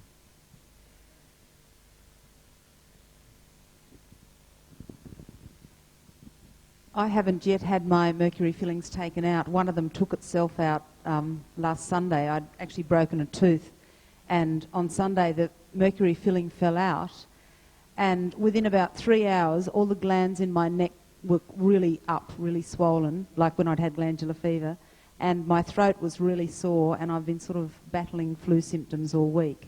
And I didn't even put the two together until someone mentioned to me on Wednesday night that when he'd had his mercury fillings removed, he had flu-like symptoms for several days, and I've just had all the rest of that filling taken out yesterday and replaced with a composite. Okay. Yes, do you have a question?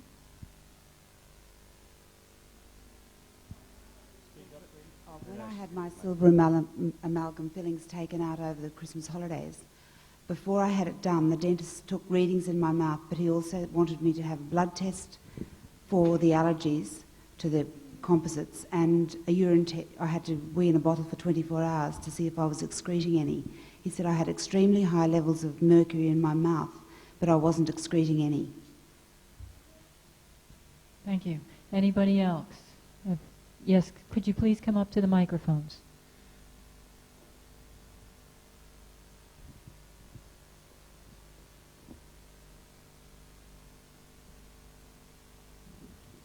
I don't know if you're aware of it or not, but if we have root canal fillings, the nerve's taken out of the tooth, and the protein in the tooth then dies, and then that makes that a toxic piece of equipment, a tooth that is functionable for chewing, but unfortunately, where the tooth touches the bone, it then gets inflammation around it.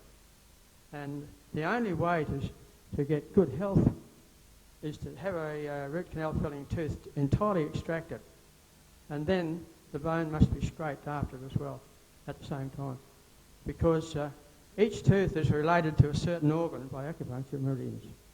And unfortunately, if we have two metals in an acid bath, most of our saliva is acid by most of us because we're not having enough fruit and vegetables. Well, there's more than, I think, 3 or 4 metals in amalgam. So we've got a battery in our mouth because two metals in an acid bath make a battery. And so we have then currents going through these acupuncture meridians to our organs and also to part of our back. Each tooth is related to one or two parts of our back. And so then we have the currents going round and round all the time in tremendous amounts.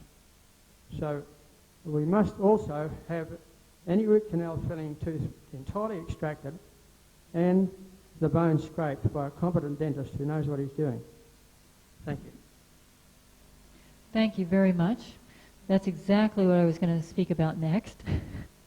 We have two wonderful books here. The Price of Root Canals, compiled by Hal A. Huggins. And we can leave them up here if people want to look at them. But this is a very good book to get on root canals, and also The Root Canal Cover-Up Exposed.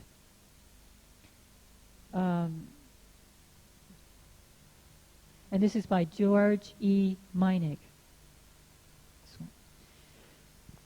The root canals, in the past, the dentists, well, still today, the dentists tell you to keep your teeth because they tell you that they don't want to pull out that tooth.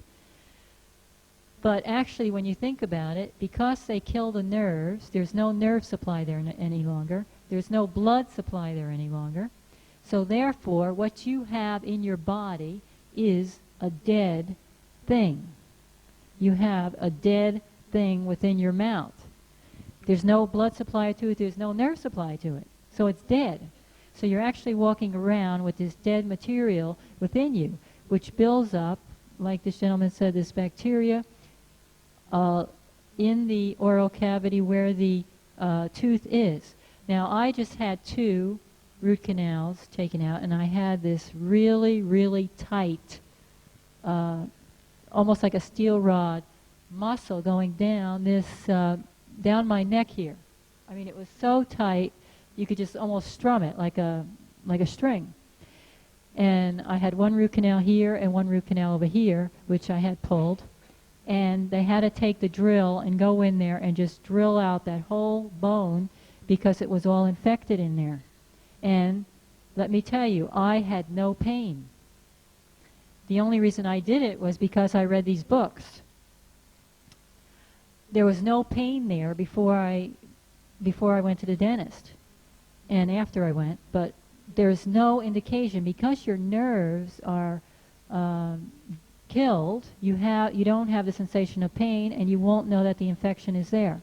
So you have to have the bone cleared out, and then I left the tooth free by myself. But this whole strip down here just totally got flexible, and now there's no longer any iron rod there. She had an abscess where there was no pain because there was no nerve there to indicate the pain. You follow me on that? And it wasn't until she had one of these x-rays, what's that called, Anita? Panax The Panax x-ray, and it showed up what we call the abscess, where the bone had been eaten away by the abscess, where the root canal was. Now all of that had to be cleaned out, drilled out, and made absolutely septic, so to speak, and so that the bone can then grow back in around where the abscess was. But in the meantime, that root canal, which was the source of the problem, the source of the continual problem, all that had to be removed. And the bone then has a chance of growing back. Now, there may be no indications or outward symptomology if you have a root canal. But when you have this checked out carefully, behind every root canal begins with a small abscess that you won't know is there. And this can sicken your body in some related reflex area and demands then that that root canal must have attention and be removed. Sooner or later, that has to be done. Unfortunately, I have to have 5 of them removed. And I thought I was smart in having my tooth with a root canal where I could save the tooth. Now I got 5 of those to go back through, and it'll be a very painful procedure, but it has to be done. And finally, I've got enough nerve to go back to the dentist again and undo what was painful at the time. because I remember when I had one of my root canals, I decided I was going to do that without any anesthetic whatsoever. And I can tell you in detail every little pain that was there, and I went through that pain lovingly and willingly. And I'll do it again if I had to. But I think I went through a couple of those that way. And just to see if I could do it, I think I'd choose now to have a little Novocaine.